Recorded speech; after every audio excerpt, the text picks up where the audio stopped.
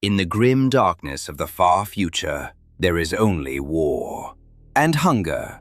A hunger so vast it crosses the space between stars and drinks oceans and still feels the emptiness in its belly. And somewhere inside that hunger, impossibly, there is a boy who remembers the smell of cut wheat and his father's calloused hands. Hey, I'm your brother from the void, and this is Tales from the Void. Today's story should not exist.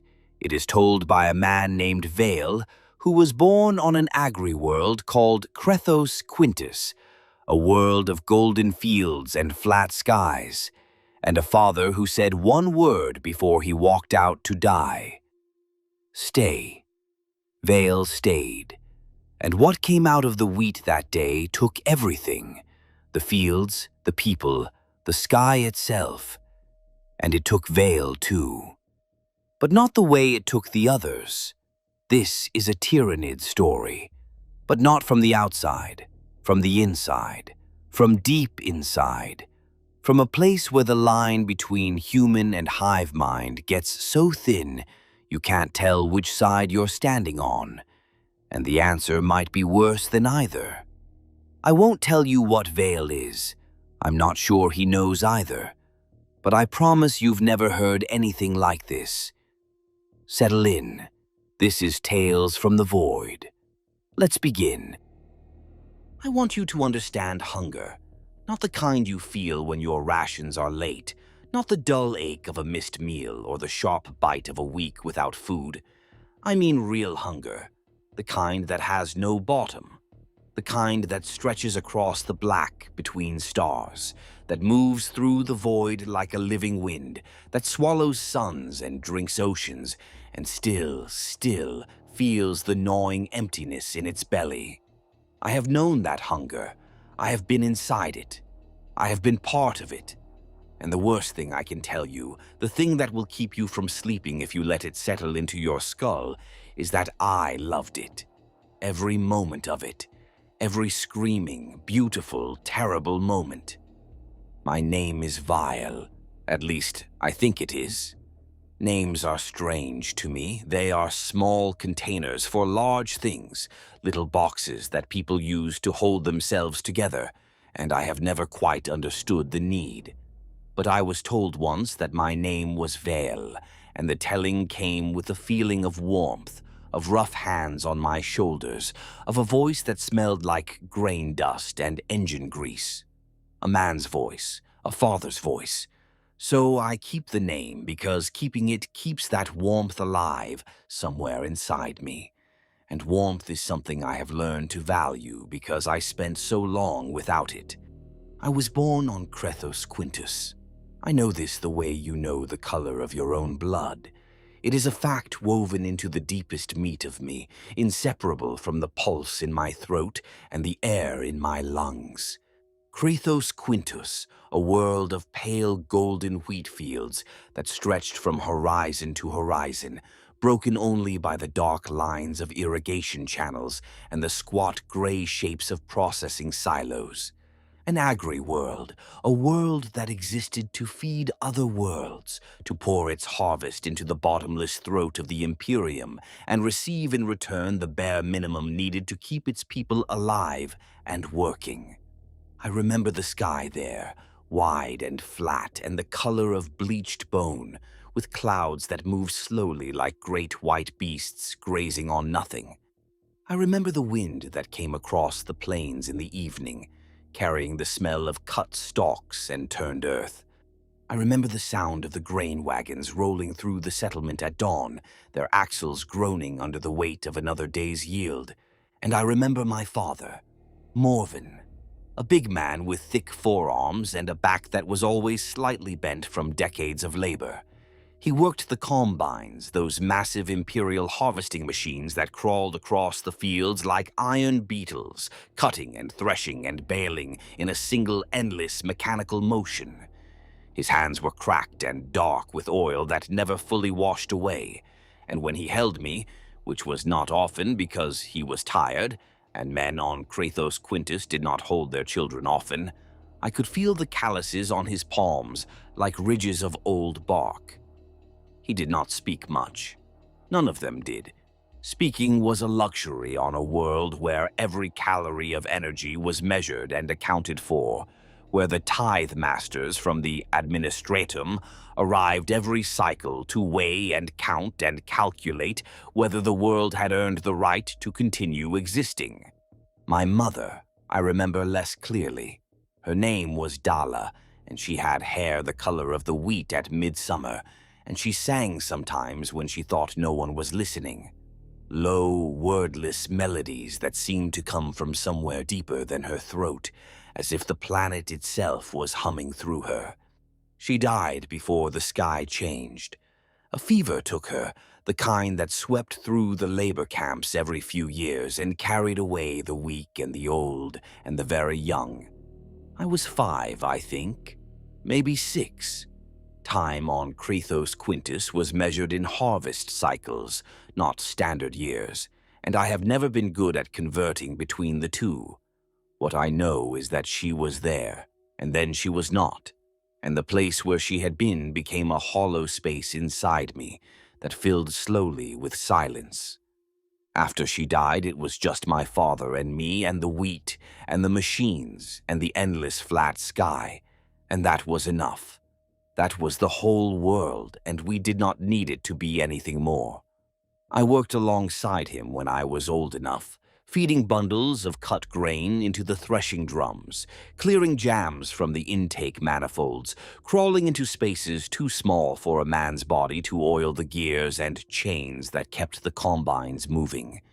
I was small for my age, thin and quick, and my father used this without sentiment. A tool is a tool, and a son who can reach a blocked feeder tube is more useful than a son who cannot. That was not cruelty. That was Cthos Quintis. That was the Imperium.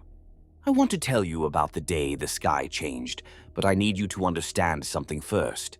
I need you to understand that what came for us was not an enemy. Not in the way you think of enemies. Not in the way the Imperium teaches you to think of them. Orcs are enemies. Heretics are enemies. The foul things that crawl out of the warp are enemies. They want something from you, something specific, something you can name and understand. They want your world, your resources, your submission, your soul. What came for Cthos Quintis did not want any of those things. It did not want anything at all, not in the way that wanting works for creatures like us. It simply hungered. And hunger is not a want. Hunger is a state of being. Hunger is what the void is made of. The first sign was the silence. I remember this with a clarity that cuts like a blade. One morning I woke up and the world was quiet, in a way it had never been quiet before. The grain birds that nested in the silo rafters were gone. Not dead, not scattered. Gone. As if they had never existed. The insects that hummed in the irrigation ditches had vanished. The small burrowing things that left trails in the topsoil between the rows of wheat had disappeared into the earth and had not come back up. My father noticed it too. I saw him standing at the edge of the north field that morning, looking out across the wheat with his hands at his sides and his head tilted slightly, listening. Listening to nothing. To the absence of everything that should have been there and was not. Then the sky changed. It happened slowly, like rot, like rust creeping across metal. The pale bone white of the Cthos sky darkened over the course of 3 days, turning first to the color of old parchment, then to amber, then to a deep bruised red that seemed to pulse with its own sick light. The sun became a pale disk behind the haze, robbed of its warmth, and the air took on a taste. I do not know how to describe it properly. It was not a smell, and it was not a flavor. It was more like a pressure, a thickness, as if the atmosphere itself was becoming denser, heavier, more saturated with something that did not belong there. It settled on the skin. It coated the tongue. It crawled inside the sinuses and nested there, and no amount of water or wiping could get it out. The vox casters in the settlement started screaming, not broadcasting, not relaying messages, screaming. A sound like 1,000 voices layered on top of each other, rising and falling in patterns that were almost words, but never quite resolved into anything comprehensible. The planetary defense force mobilized, which on Cthos Quintis meant that the overseers handed out old las guns to the field workers and told them to report to the processing yards. My father went. He took his assigned weapon, checked it with the same methodical care he used on the Combine engines, and walked out of our HAB unit without looking back. I wanted to follow him. He told me to stay. He said one word. Stay. And because he was my father, and because on Cthos, Quintis fathers were obeyed with the same unquestioning devotion given to the Emperor himself, I stayed. I watched from the roof of the HAB block. I had climbed up there often, using the external pipe runs as handholds, and from that vantage point I could see across the entire settlement and out into the fields beyond. What I saw in the fields that day is the thing that lives behind my eyes when I close them. It is the image that the rest of my life has been built around, the foundation stone of everything I became. They came out of the wheat. Not from the sky, not from underground, not from any direction you could point to and say there, that is where the threat is. They came out of the wheat itself, as if the grain had been hiding them, growing them, nurturing them in its golden depths like eggs in a nest. Small things first, the size of dogs, low and fast and so numerous that they looked like a liquid, like a dark tide flowing through the stalks. Rippers, though I did not know that name then. I did not know any of the names then. I only knew what I saw, and what I saw was the wheat dying. Not being cut, not being trampled. Dying. Being consumed. The golden stalks turning gray and then brown, and then crumbling into dust as the swarm passed through them, leaving nothing behind but bare earth that was itself being gnawed and broken down and swallowed. Behind the rippers came larger things, things that walked on legs like bladed stilts, with bodies that were all angles and edges, and surfaces that gleamed wetly in the sick red light. Things with arms that ended not in hands but in weapons, in scythes and claws, and barbed protrusions that seemed to flex and taste the air. Things with heads that were not heads but clusters of sensory organs, masked eyes and twitching antennae, and gaping mouths lined with rows of teeth that curved inward like hooks. They moved with a coordination that was wrong, that was deeply, fundamentally wrong in a way I could feel in my bones before I could articulate it in my mind. They did not move like separate creatures. They moved like one creature, like the fingers of a single hand, like the cells of a single body flowing across the landscape with unified purpose and direction. The PDF opened fire from the processing yards. I heard the crack and hiss of las guns, the heavier thump of autocannons from the watchtowers, the sharp bark of the overseer's bolt pistol. The sounds were small against the vastness of what was coming, small and thin and already defeated. The las beams cut into the swarm and killed dozens, hundreds, and it meant nothing. The dead were swallowed by the living. The gaps closed before they finished forming. The swarm did not slow. It did not react. It simply continued, flowing around the points of resistance like water around stones in a stream. I saw my father once more. He was in the second line of defenders, crouching behind a grain wagon with his las gun braced against the wheel hub. He was firing steadily, rhythmically, the way he did everything. Squeeze, release, shift, squeeze. A man doing his work. I wanted to shout to him, to scream his name, but my throat was closed and my body was locked in place, and all I could do was watch as the first wave reached the processing yards. What happened next I will not describe in detail, because detail would be a kind of obscenity.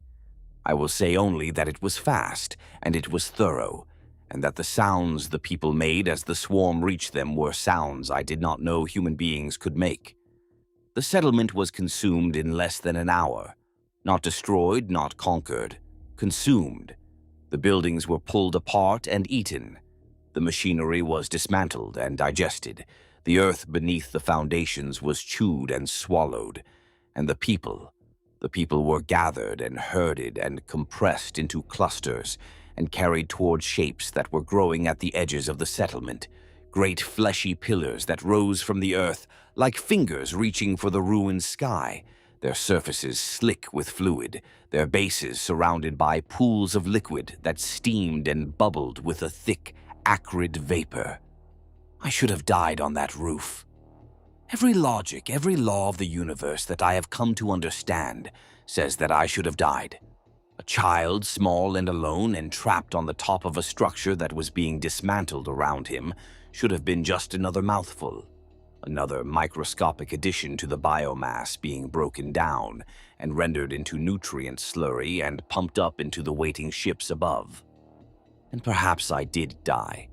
Perhaps what happened next was not survival at all, but something else entirely, something I did not understand then and am only now beginning to comprehend.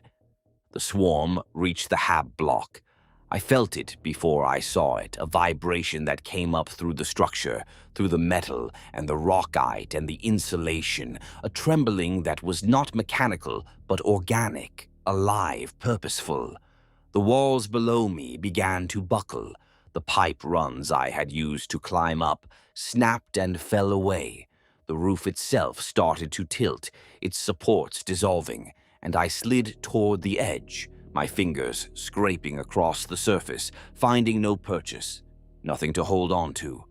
I went over the side. I fell, and I fell into them. I expected pain.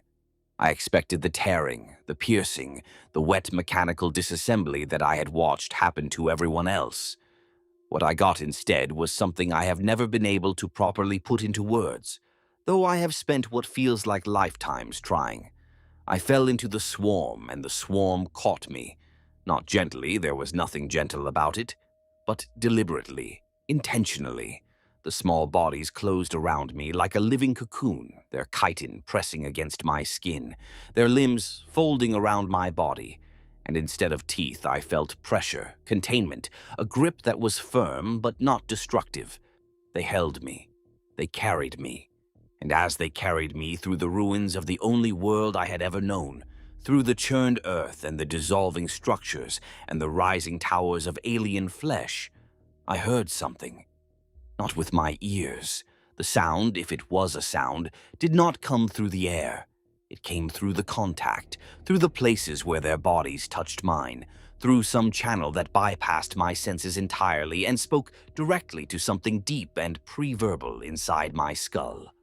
A voice. Not a voice. An awareness. A presence so vast and so complex that my mind could not hold it, could not even perceive more than the thinnest edge of it, the way you cannot see the shape of an ocean when you are drowning in it. It was not hostile. It was not kind. It was curious. It was a hunger that had found something it did not immediately want to eat, and the novelty of that, the sheer unprecedented strangeness of restraint, had caught its attention. I was taken into the pools. I know this because I remember the warmth, the shift from air to liquid, from the dry, acrid atmosphere of the dying world to the thick, heated murk of the reclamation pools.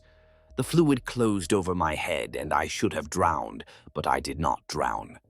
Something kept the liquid out of my lungs. Something maintained a thin envelope of breathable air around my face, a membrane of intention, a decision made by something so large that the effort required to keep one small organism alive was less than nothing, was the equivalent of you choosing not to crush an insect beneath your boot, not because you care about the insect, but because crushing it requires a fractional expenditure of energy that could be better spent elsewhere. In the pools, I changed, or I was changed, or I was unmade and remade. The boundaries of these concepts are not clear to me, have never been clear because what happened in those warm, dark depths did not happen to a body in the way things normally happen to bodies. It happened to everything.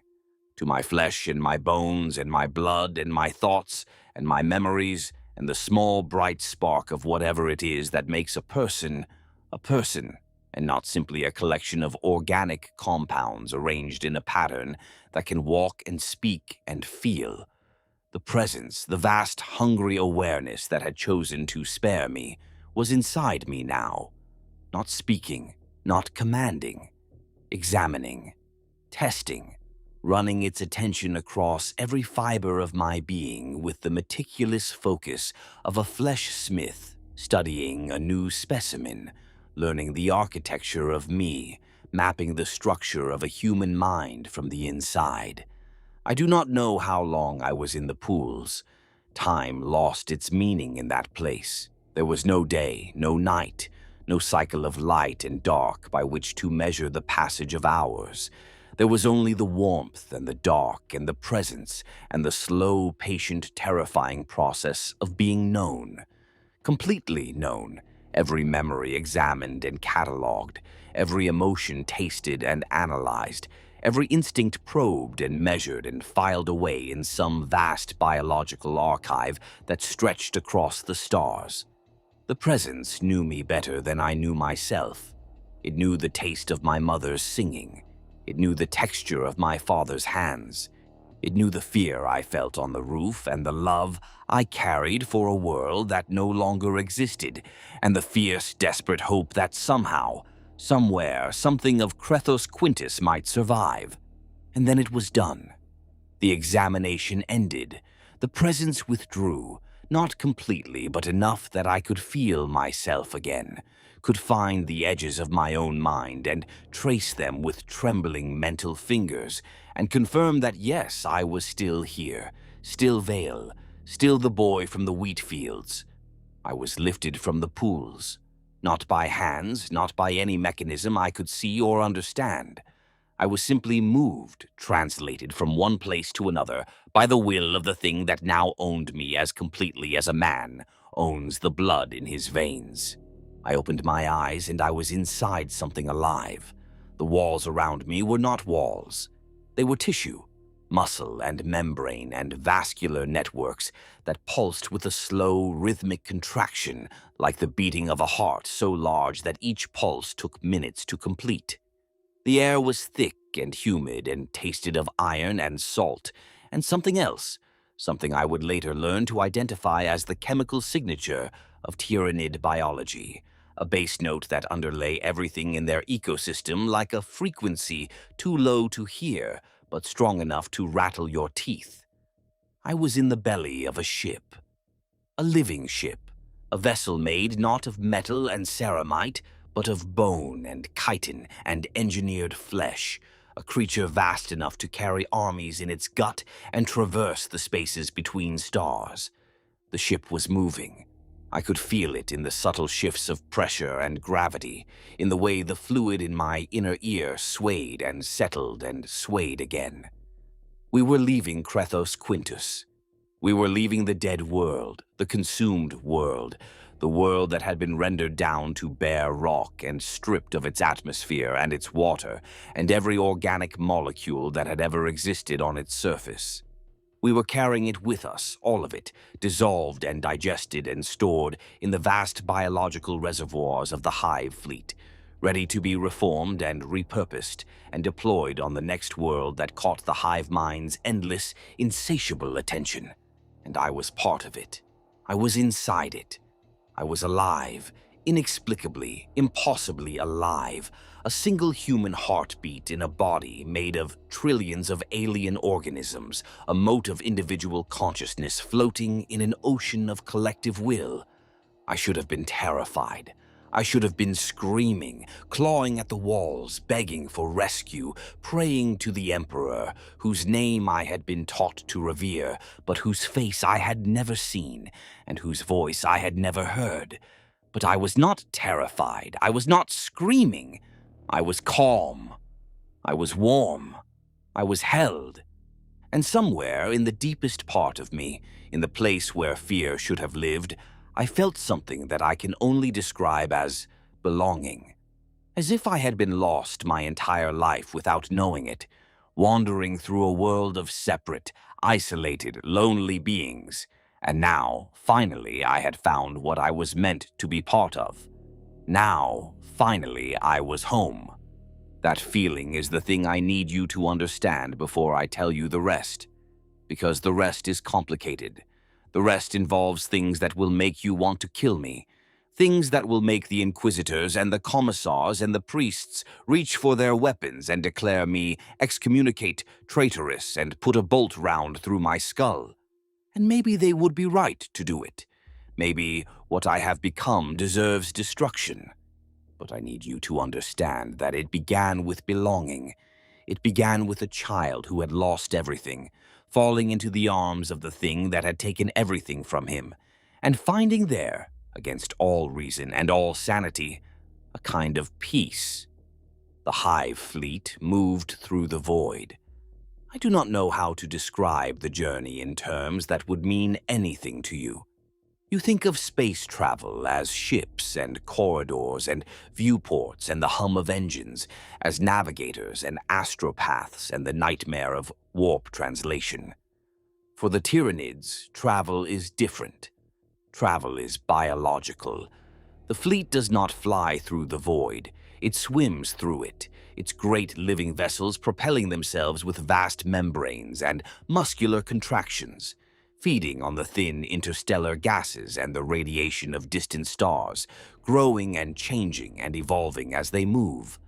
Where human ships tear holes in reality and dive through screaming dimensions of madness, the Tyranid fleet bends gravity itself, using specialized organisms to warp the fabric of space and create corridors of compressed distance through which the Hive ships can travel at speeds that should be impossible for objects of their mass. The fleet does not navigate. It distorts. It makes the universe smaller around itself, and where the distortion passes, the stars themselves seem to shudder. Inside the ship, I grew. Physically, yes, my body maturing in the warm, humid environment, fed by secretions from the walls that provided exactly the nutrients a growing human body needed. But I grew in other ways too. The Hive Mind did not leave me alone. Through its attention, I saw the fleet from the outside, hundreds of living ships trailing tendrils of frozen organic matter like comets, their flanks studded with weapon organisms locked into symbiotic partnerships with their host vessels. I saw through the eyes of individual bioforms.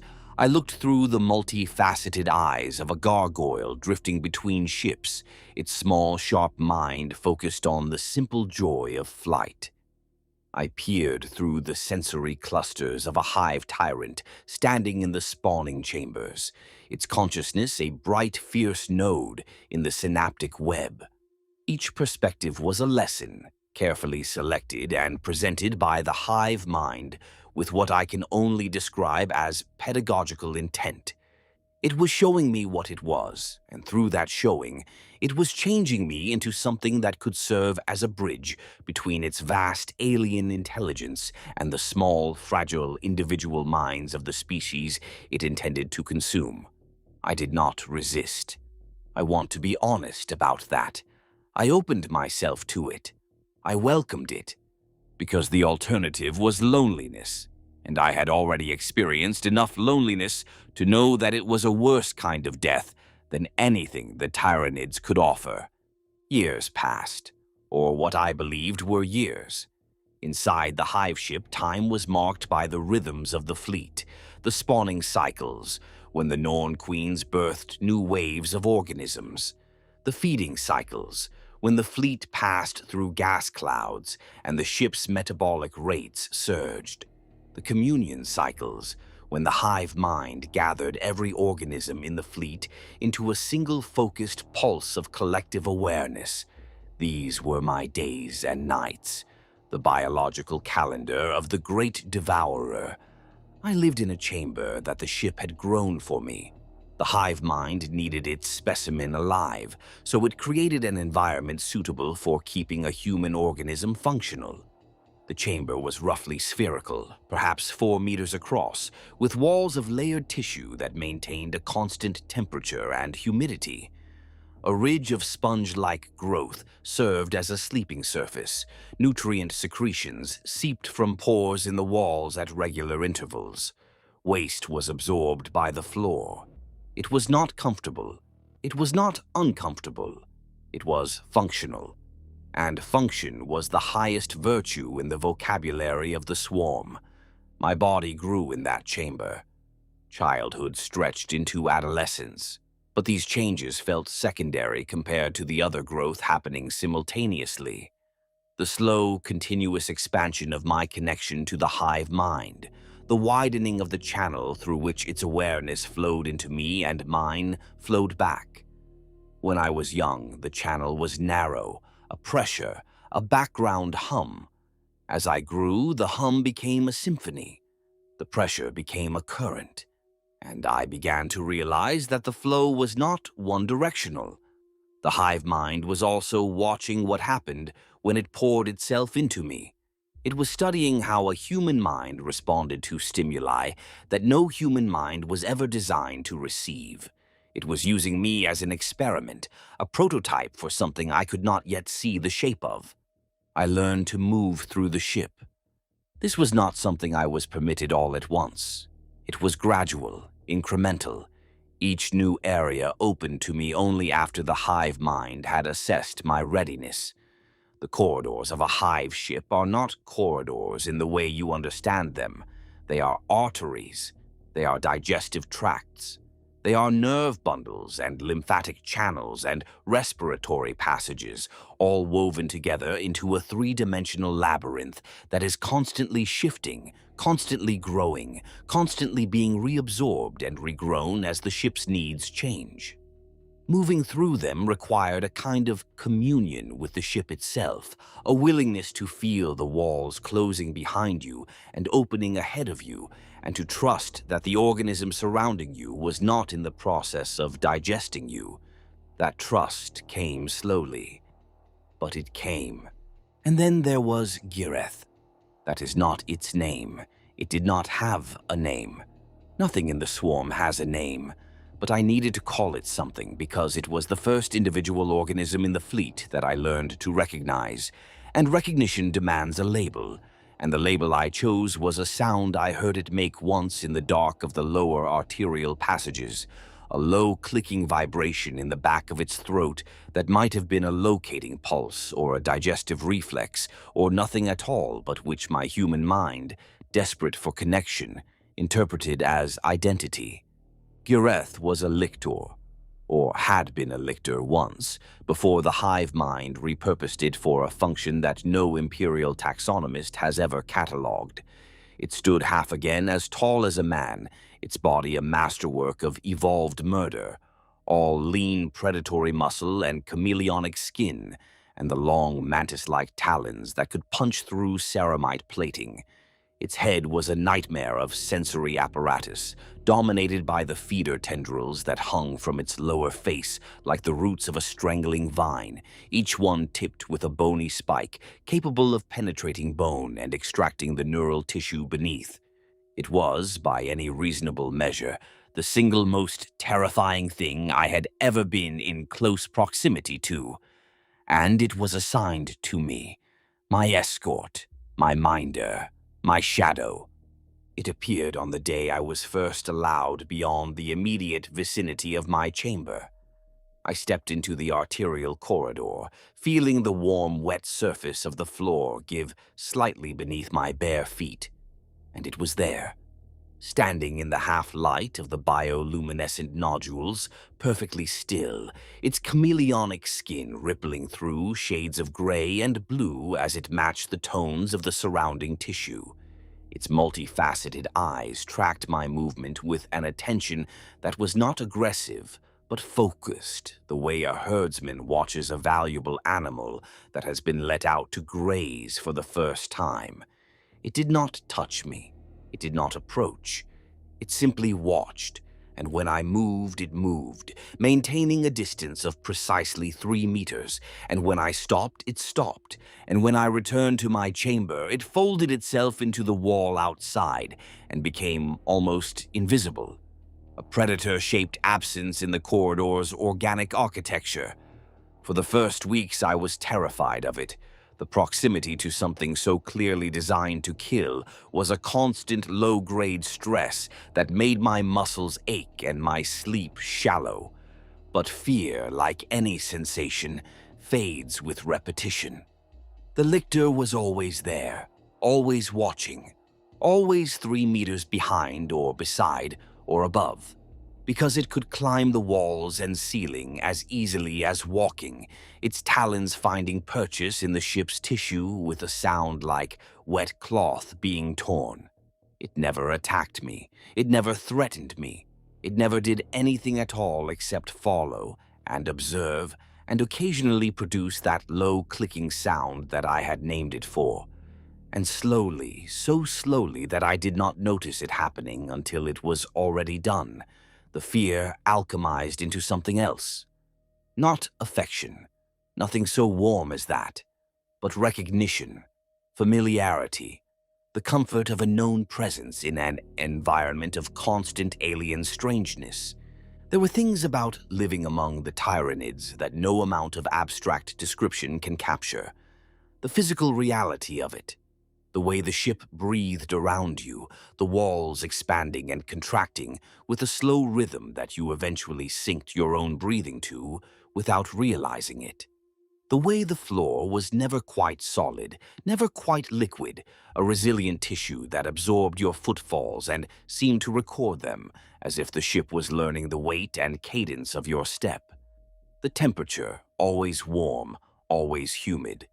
The air thick with chemical signals that I could taste on the back of my tongue. Complex molecular messages that the bioforms around me read as effortlessly as I read words on a page. After a while, I began to read them too, not consciously, not with understanding, but with a bodily awareness that preceded thought. I would taste a shift in the chemical composition of the air and know, before I could articulate why, that the ship was about to undergo a course correction. I would feel a change in the humidity and know that a spawning cycle was about to begin. These were not thoughts, they were reflexes.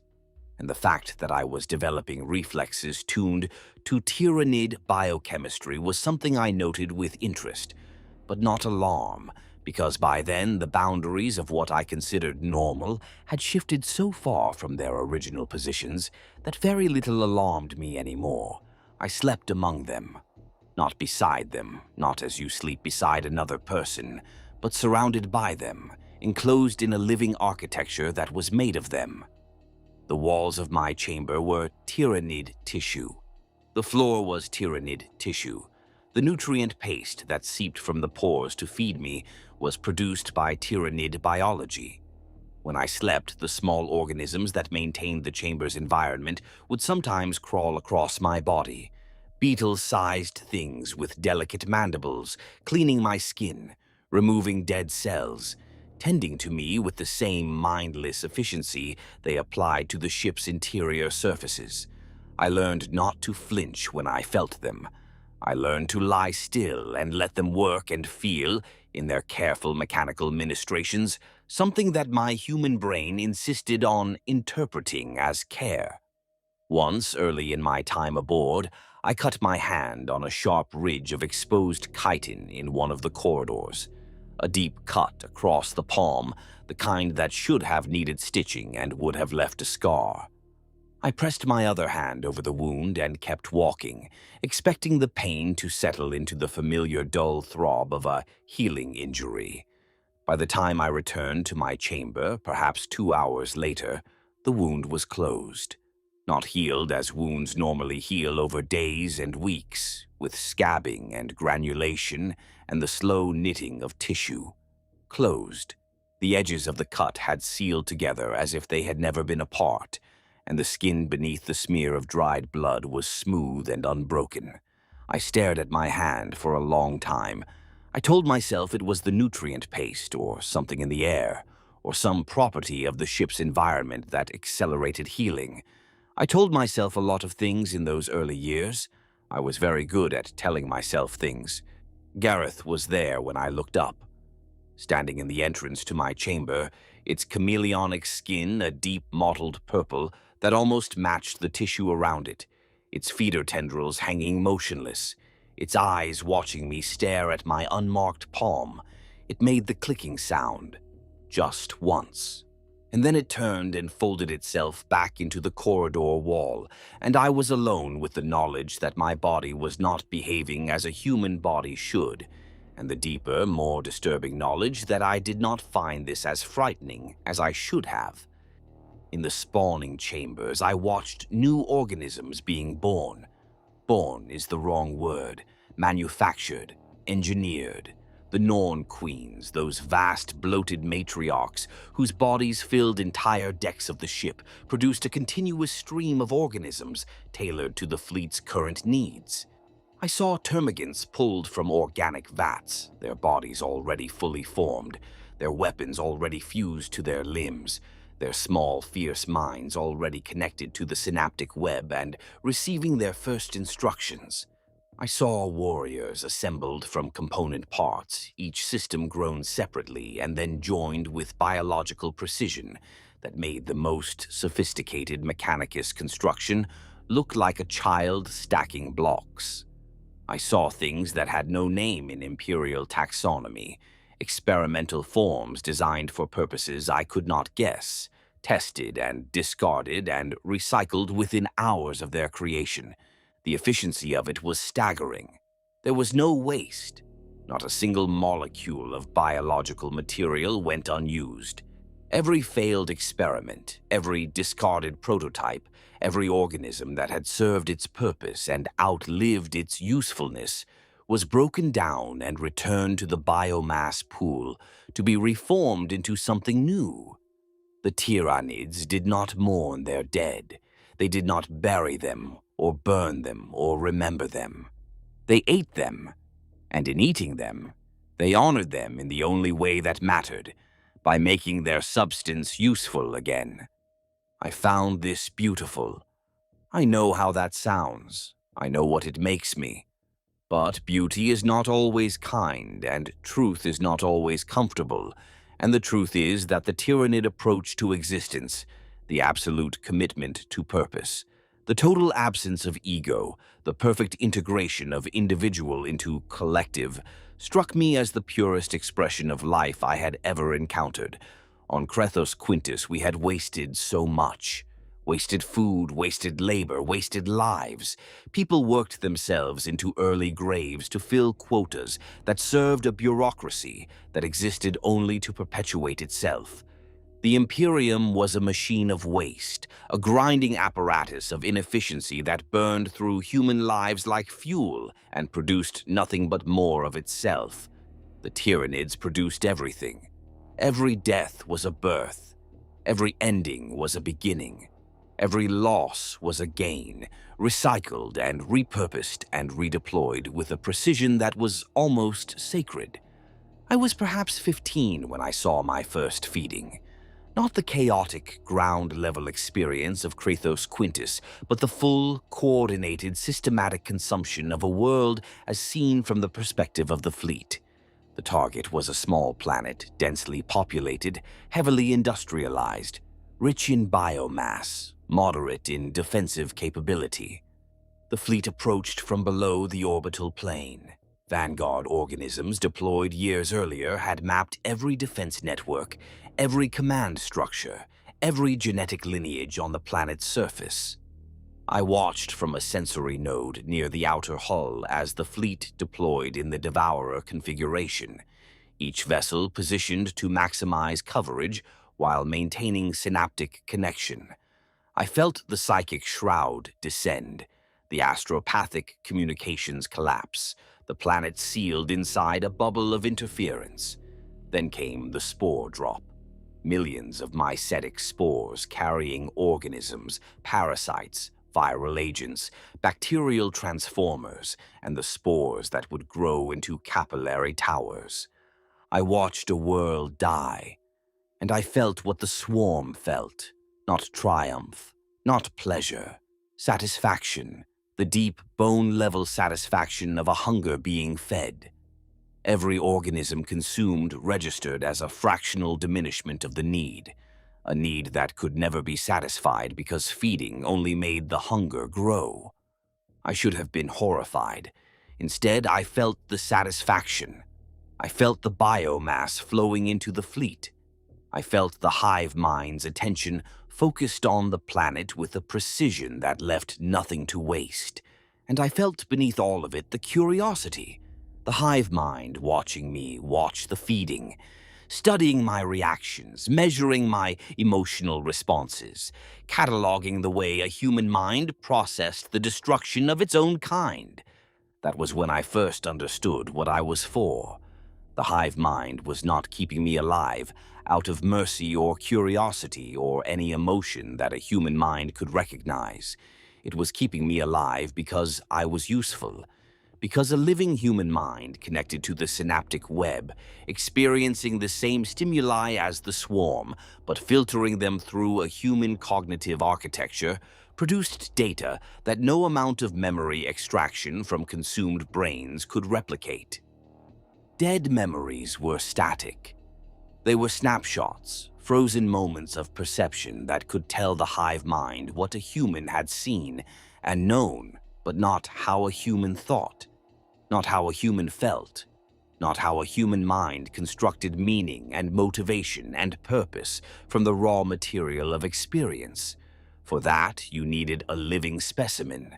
For that, you needed me. I was a translator, a Rosetta Stone of human consciousness. The hive mind fed me experiences and watched how I processed them, and from my processing it derived models of human behavior that it could use to predict and exploit the reactions of its prey. When I felt fear, the hive mind learned what made humans afraid. When I felt loyalty, it learned what humans would die for. When I felt hope, it learned what humans would cling to even in the face of certain destruction. And more importantly, it learned how to take that hope away at the precise moment when its loss would cause the maximum psychological damage. I knew this. I understood it with a clarity that should have been devastating. And yet, I did not rebel. I did not refuse. Because the alternative was disconnection, and disconnection was death. And not the clean, swift death of a bolt round or a blade, but the slow, agonizing death of isolation, of being cut off from the collective, of being alone inside my own skull with nothing but my own small thoughts for company. I had tasted the hive mind. I had felt what it was to be part of something infinite, and I could not go back to being finite. I could not go back to being one. So I served. I served willingly, eagerly, with a devotion that the most fanatical servant of the Emperor would have recognized even as he condemned it. I watched world after world fall to the fleet, and I felt each feeding, and I let the hive mind read me like a book, and in return it gave me the only thing I wanted: connection, belonging, the assurance that I was not alone, that I would never be alone again, that the vast, hungry intelligence that held me was not going to let me go. Between feedings, I explored the fleet. The hive ships were not uniform.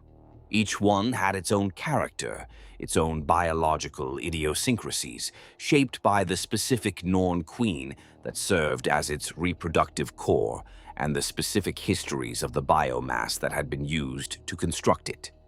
Some ships were old, ancient in ways that defied comprehension, their deepest structures composed of matter that had been consumed and recycled through so many iterations that the original source material was unrecognizable. Others were newer, built from the biomass of recently consumed worlds, their tissues still carrying faint traces of the planets they had been made from. I could sometimes taste these traces, or rather the Hive Mind could taste them through me, and it found my sensory responses to those traces interesting. One ship, the one I thought of as the Great One, though it had no name, was so large that it took me days to traverse its interior. Its central cavity was a cathedral of living tissue, a vast open space crossed by bridges of bone and sinew, its walls studded with the cocoons of growing organisms and the transparent sacs of genetic storage banks. Light came from bioluminescent nodules set into the ceiling, a pale blue-green radiance that shifted and pulsed with the ship's metabolic rhythms. In that space, I felt the presence of the hive mind most strongly. It was concentrated there, focused, as if the ship's own nervous system was a magnifying lens for the collective consciousness. Standing in that cathedral of flesh, looking up at the distant ceiling with its constellations of living light, I felt closer to the hive mind than I felt to my own heartbeat.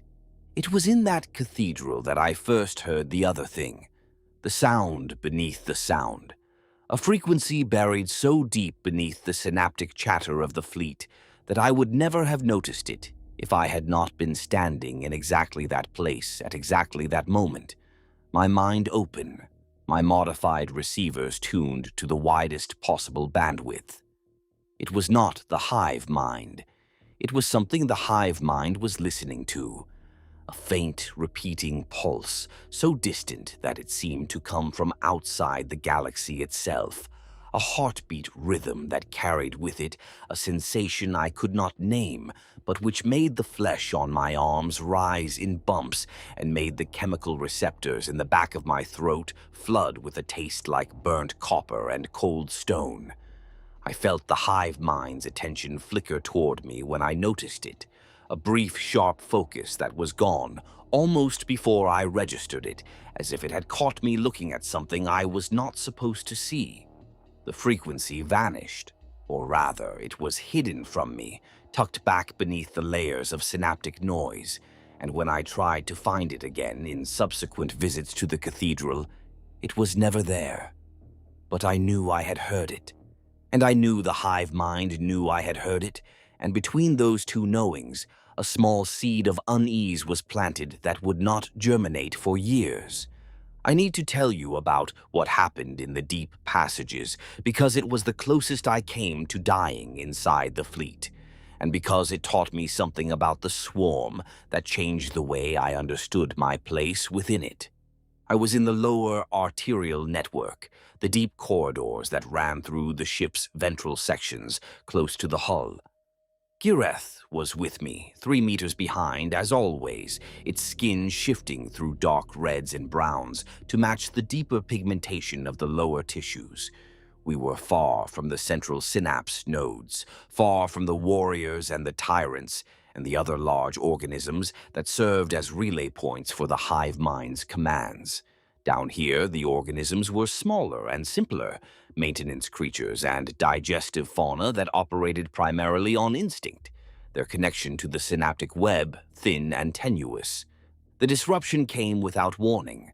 One moment the web was there, the background hum that I had come to think of as the sound of the universe itself. The next moment it was gone. Not diminished, not weakened, gone. A synapse node somewhere above us had died, or been reabsorbed, or simply failed, and the section of the ship we were in was cut off from the hive mind's direct control. The effect was instantaneous. Every organism in the corridor reverted to base instinct. The maintenance creatures scattered, burrowing into the walls. The digestive fauna stopped their slow processing work and began to move randomly, bumping against the corridor walls, their mandibles working on empty air. And the things in the walls, the things I had barely been aware of, the semi-dormant bioforms embedded in the ship's tissue like immune cells in flesh, began to stir.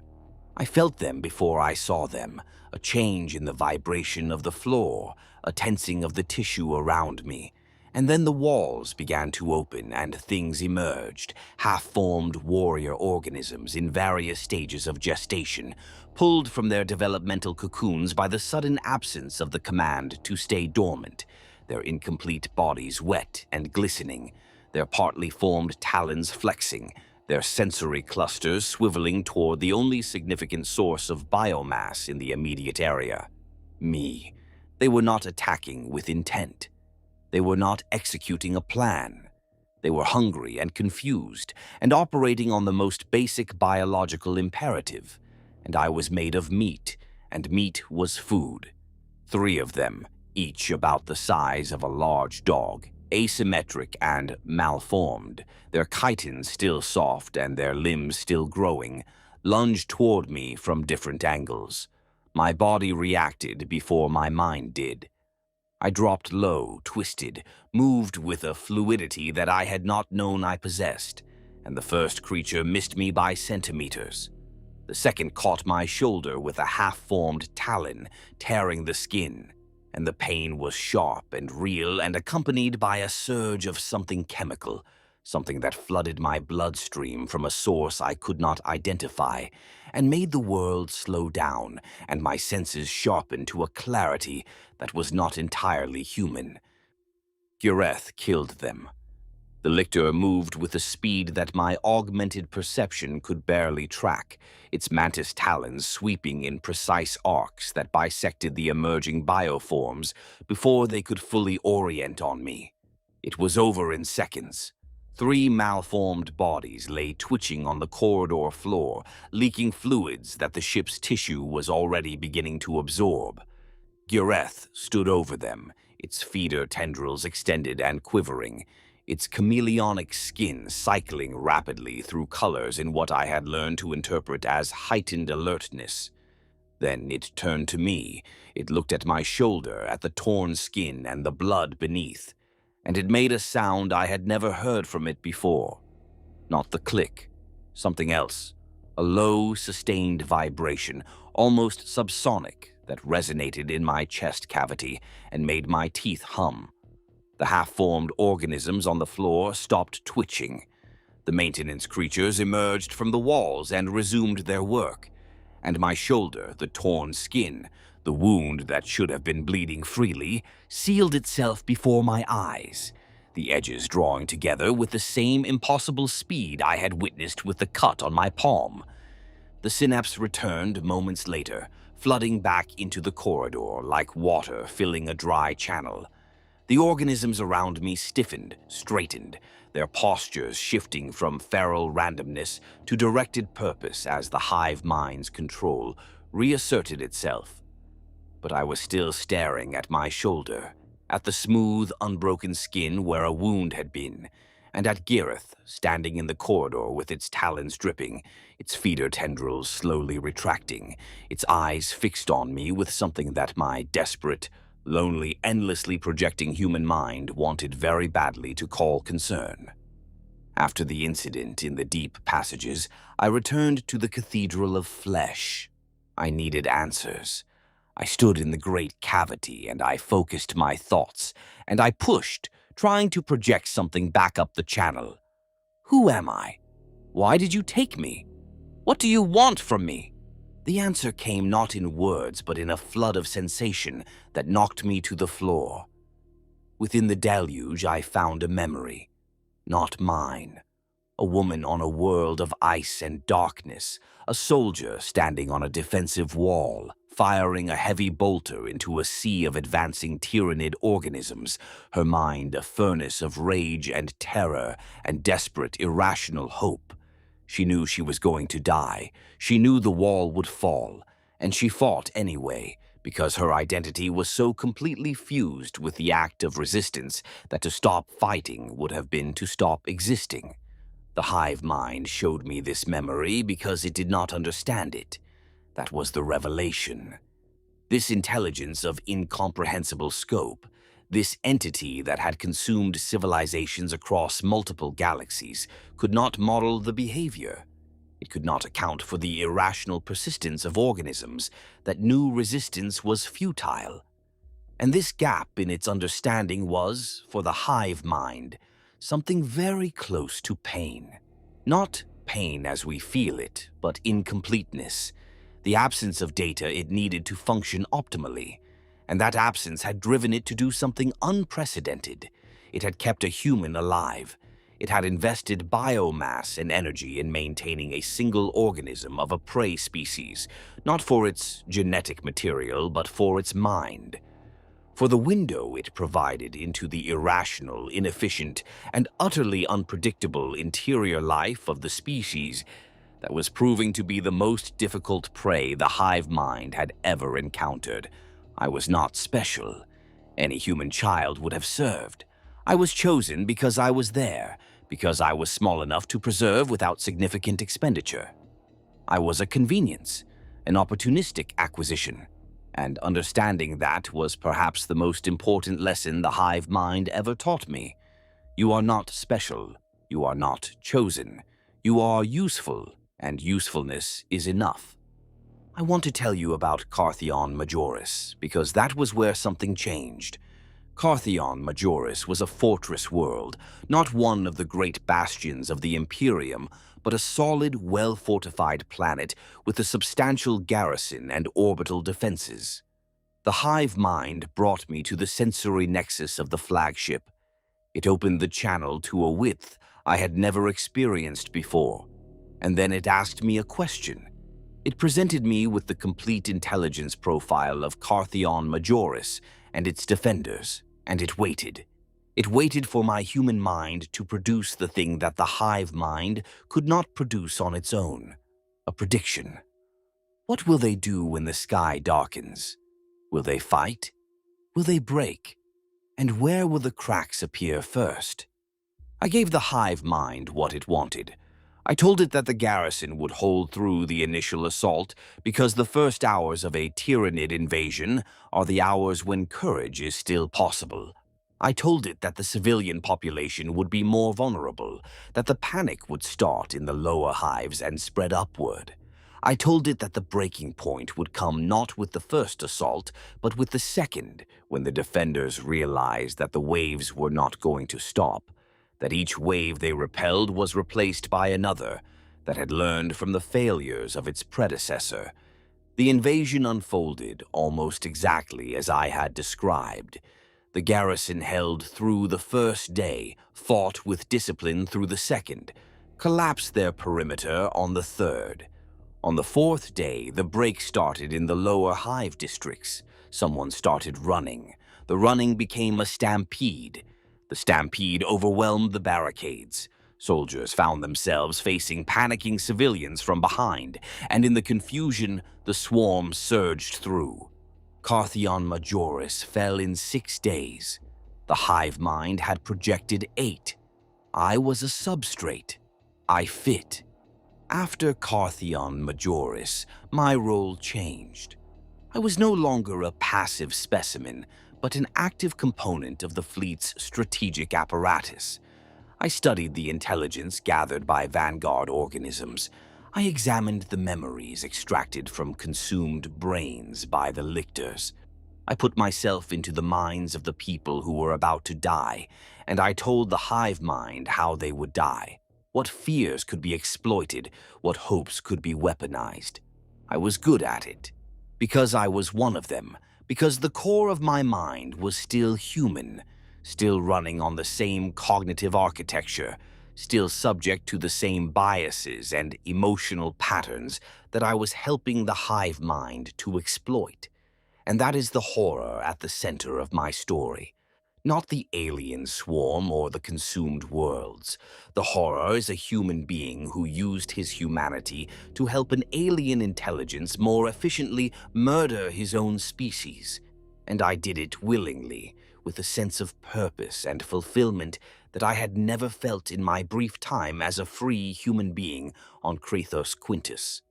There were 17 worlds by my best reckoning. 17 worlds that I helped the fleet consume between Carthion Majoris and the event that ended my time with the swarm.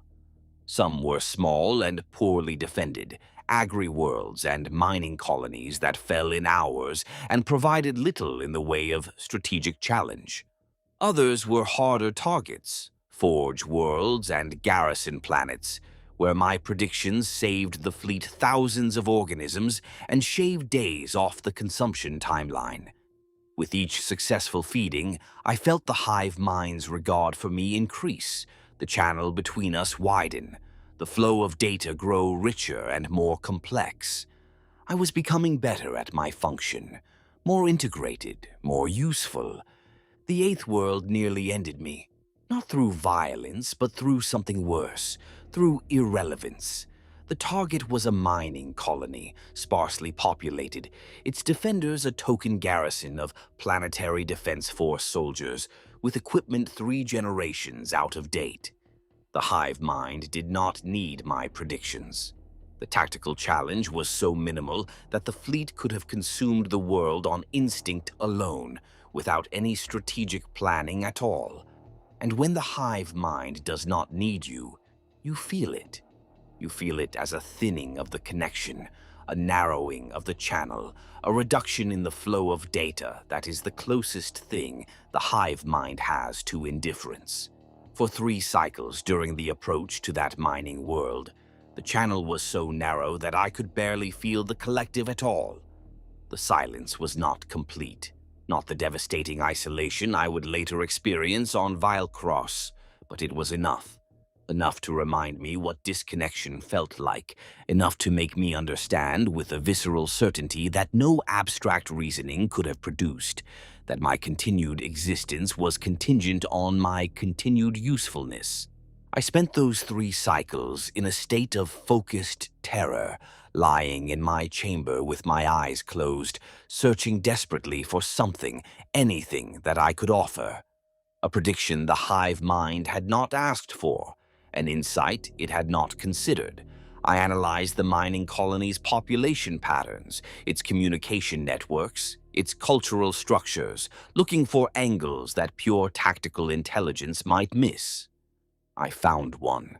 A religious cult, a sect within the colony's population that worshipped the Emperor as a god of the deep earth, whose members had excavated a network of hidden shrines in the mine shafts where they stored weapons and supplies against the Day of Judgment. The cult was small, perhaps 200 members, but their shrines were deep enough and well hidden enough that a standard surface sweep would miss them, and a surviving pocket of armed resistance in the tunnel networks could delay the consumption of the subterranean mineral reserves by days.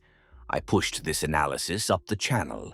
I pushed it with everything I had, projecting the information with a desperation that the Hive Mind certainly recognized and cataloged as another data point in its study of human fear motivation. The channel widened. The data flow resumed. The Hive Mind integrated my analysis and adjusted its assault plan to include a subterranean clearance wave that eliminated the cult's shrines before they could become a point of resistance. The mining colony fell in 14 hours, and I lay in my chamber afterward, shaking, knowing that I had just traded the lives of 200 people for the right to keep breathing, and knowing that I would do it again without hesitation if the alternative was the silence. Gareth was in the corridor during those 3 cycles of near disconnection. I do not know if it was aware of what was happening, of the thinning of the channel, of how close I was to being deemed expendable. Lictors operate with a degree of independence from the synaptic web, and it is possible that Gareth's assignment to me carried a persistence that survived temporary fluctuations in the Hive Mind's interest. What I know is that when the channel thinned and the world went quiet, and the terror of irrelevance settled over me like a shroud, Gareth was there, outside my chamber, making the clicking sound, a small, meaningless, non-communicative biological noise that my starving human need for connection seized upon and held like a lifeline. Then came the world that had the backing of an Astar Tess chapter, the Ashen Wardens, if I recall correctly, a small and stubborn brotherhood who made the fleet pay dearly for every kilometer of ground. That battle I remember in particular detail because it was the first time I experienced something that the Hive Mind had no framework for. The Ashen Wardens did not break. They did not panic.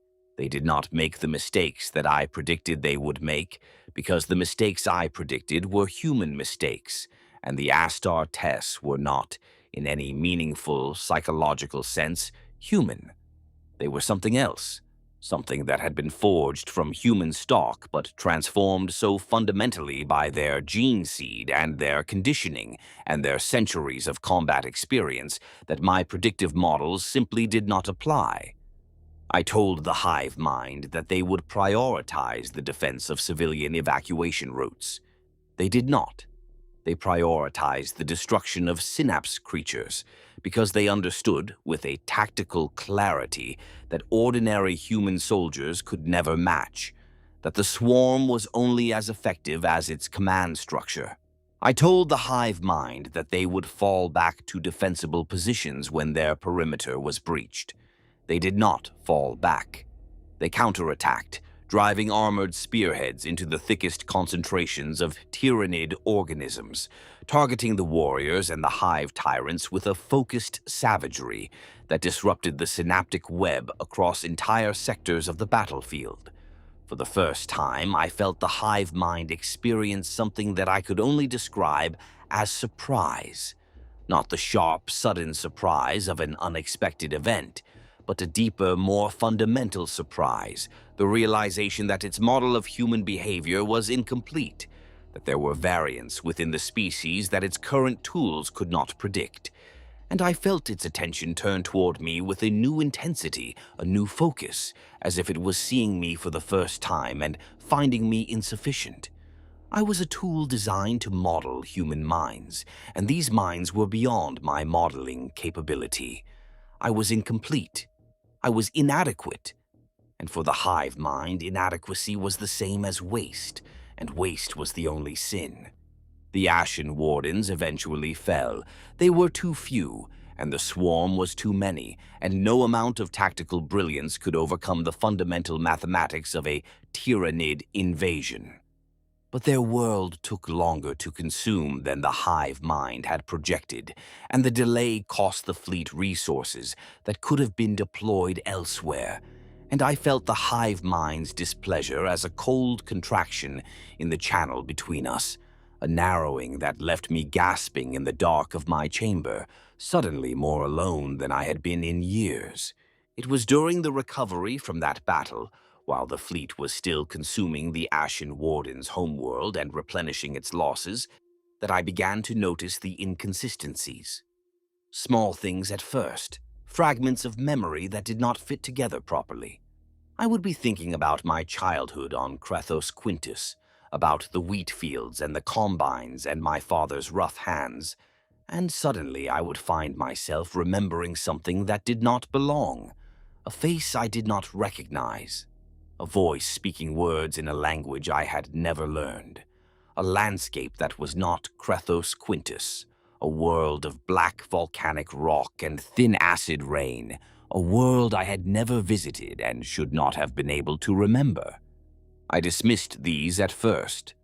Artifacts of the synaptic connection, I told myself. Bleed through from the Hive Mind's vast archive of consumed memories.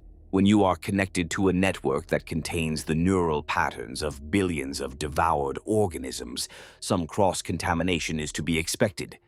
But the inconsistencies grew. They became more frequent, more detailed, more insistent, and they were not random. They were specific. They were personal. They felt like my memories, as authentic and as deeply embedded as the memory of my father's voice or my mother's singing, but they belonged to people I had never been. I remember one cycle, I was in my chamber, and without warning, my mind filled with the experience of drowning. Not the abstract concept of drowning, but the full sensory reality of it, the water closing over my head, the burning in my lungs, the desperate thrashing of limbs that could not find purchase. and beneath the panic a thought, clear and specific and belonging to someone else entirely. My daughter. I have to reach my daughter.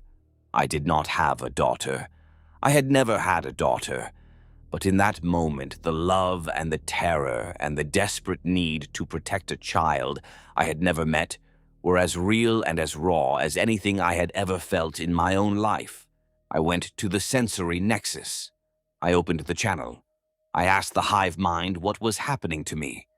The answer was another flood, but within it I found something new, a schematic, a map of my brain. And the map showed structures that should not have been there, organic additions integrated into my neural tissue so seamlessly that I had never noticed their presence.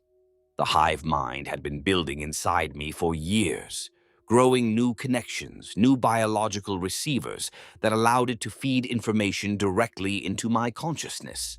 And those receivers were not just receiving data from the Hive Mind, they were receiving data from the consumed, from the vast biological archive of human memories that the fleet carried in its biomass banks. The memories flooding into my mind were not accidents. They were downloads. The Hive Mind was feeding me the experiences of dead people, expanding my understanding, making me a more effective tool by giving me access to perspectives beyond my own. And it had been doing this for years, so slowly and so subtly that I had mistaken the foreign memories for my own thoughts. I did not rebel against the intrusion. I rebelled against the discovery. I was angry that the Hive Mind had hidden this modification from me, that it had treated me not as a partner but as a component to be upgraded without consultation. And that anger, that specifically human anger at being deceived, was itself a data point that the Hive Mind consumed with interest. The inconsistencies continued, but I was no longer frightened by them. I accepted them as part of what I was becoming. When I closed my eyes, I could access the memories of 1,000 people I had never met. A soldier dying on a wall, a mother shielding her children, a child sitting in a dark basement and listening to the sounds of the world ending above her. Each memory was a window. Each window was a tool, and together they made me something that had never existed before. A human who understood the Tyranids, a human who could think like the swarm. I was 23 when the fleet turned toward Valkcross, or perhaps 25. Time inside the swarm does not track in ways that map cleanly onto the imperial calendar. What matters is that I was no longer a boy and not yet old, a man in the fullness of his physical capability, my body honed by the ship's environment to the peak of what human biology could achieve without augmentation. My mind was something else entirely, expanded, layered, full of rooms that other people had lived in, their furniture still in place, their photographs still on the walls. I moved through these rooms freely, accessing the skills and knowledge and emotional experiences of the consumed as easily as I accessed my own. I could speak 12 languages, none of which I had learned. I could strip and reassemble Layla's gun with my eyes closed. The procedural knowledge of a dead Cadian trooper fed directly into my motor cortex through the Hive Mind's neural modifications. I could navigate by the stars using the celestial knowledge of a consumed navigator. I was a library of the dead, a walking archive of consumed humanity, and I was more useful to the Hive Mind than I had ever been. Valkcross was going to be different. I knew it from the moment the fleet changed course, from the moment the Hive Mind's attention shifted and the channel between us flared with a new intensity. The intelligence coming in from the vanguard organisms was extensive and troubling. Valkcross was a fortress world of the First Order, a linchpin in the Imperium's defensive network, heavily garrisoned and protected by orbital stations and planetary shield generators and a standing army that numbered in the hundreds of millions. Worse, it had reinforcement corridors, established warp routes that connected it to nearby systems where additional forces could be mustered and deployed. Taking Valkcross would require the fleet to move fast, faster than it normally moved, to close the psychic shroud around the planet before word could reach the neighboring systems and trigger a response. But the Hive Mind was not concerned about speed. The Hive Mind was concerned about something else, something it showed me in one of those wordless, sensation-heavy communications that I had learned to interpret. It showed me the Vanguard reports, the intelligence gathered by the lictors who had been working the planet for years. And in those reports, buried among the tactical data and the defensive assessments and the population surveys, was something that did not fit. Something that the Vanguard organisms had detected but could not classify. A signal, a psychic signal, faint and intermittent, emanating from somewhere deep within the planet's crust. A signal that was not human and was not Tyranid and was not warp-born. A signal that the Hive Mind recognized on some deep ancestral level as familiar, as old, as something it had encountered before, in another galaxy, in another age, in the unrecorded depths of its own ancient history. The Hive Mind wanted that signal. It wanted it with an intensity that I had never felt from it before, an intensity that went beyond hunger, beyond curiosity, beyond the simple imperative to consume and grow. It wanted it the way a predator wants the one prey that ever got away, and it was willing to commit the full strength of the fleet to get it. This is where my story begins to fracture. This is where the narrative that I have been constructing, the orderly progression from childhood to adolescence to adulthood, from captured specimen to willing tool, begins to come apart at the seams. Because what happened at Valkcross was not something I experienced from the safe distance of the sensory nexus. It was something I was sent into, directly, physically.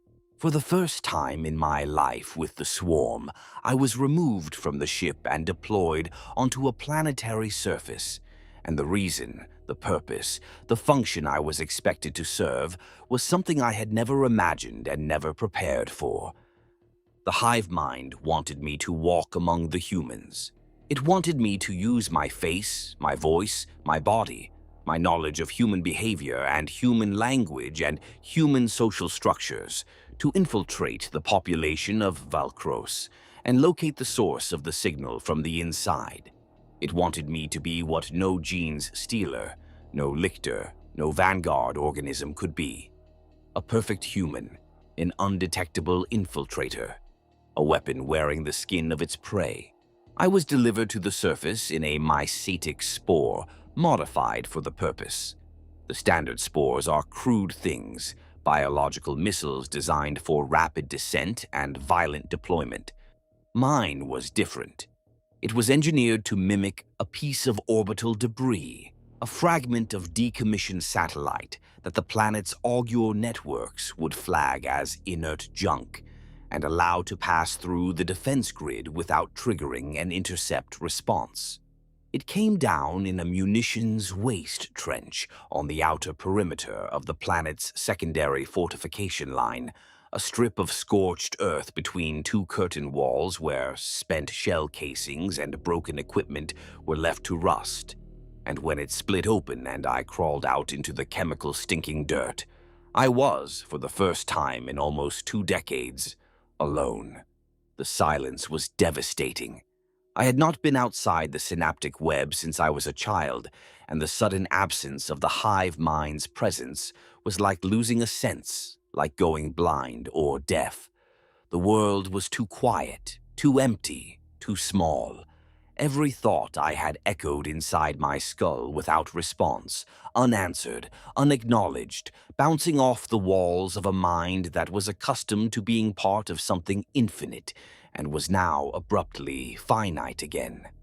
I crouched in the waste trench among the corroded shell casings, and I trembled and my eyes watered, and my chest ached with a grief so total and so absolute that for several minutes I could not move. But I was not entirely disconnected.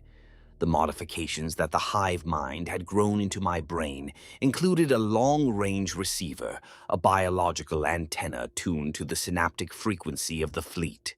The fleet was still far away, days or weeks from entering the system, but the signal was there, faint and intermittent, a whisper at the very edge of perception. Enough to know that I was not abandoned, enough to know that the connection still existed, attenuated but unbroken, a thread of psychic silk stretching across the void between me and the collective. I held on to that thread like a drowning man gripping a rope, and I stood up and I began to walk. Valkcross was exactly what a fortress world should be, gray and angular and bristling with the architecture of war. The sky was the color of old iron, permanently hazed by the emissions of the forge manufactories that fed the planet's endless appetite for munitions. The ground between the fortification lines was hard pan, baked solid by decades of vehicle traffic and chemical runoff, dotted with ferrocrete pillboxes and razor wire entanglements, and the occasional rusted hulk of a decommissioned Lehman Russ, left to serve as an improvised strong point. In every direction, walls. The curtain walls of the secondary line rose 30 meters behind me, studded with gun emplacements and sensor blisters. Ahead, the inner walls of the tertiary line were even taller, their faces scarred by centuries of live-fire exercises and pocked with the impact craters of old bombardments. Between them, packed into the space like organs inside a ribcage, were the HAB blocks and labor barracks and munitions depots and mess halls that housed the millions of human beings, whose sole purpose was to keep this world ready for a war that had not yet come.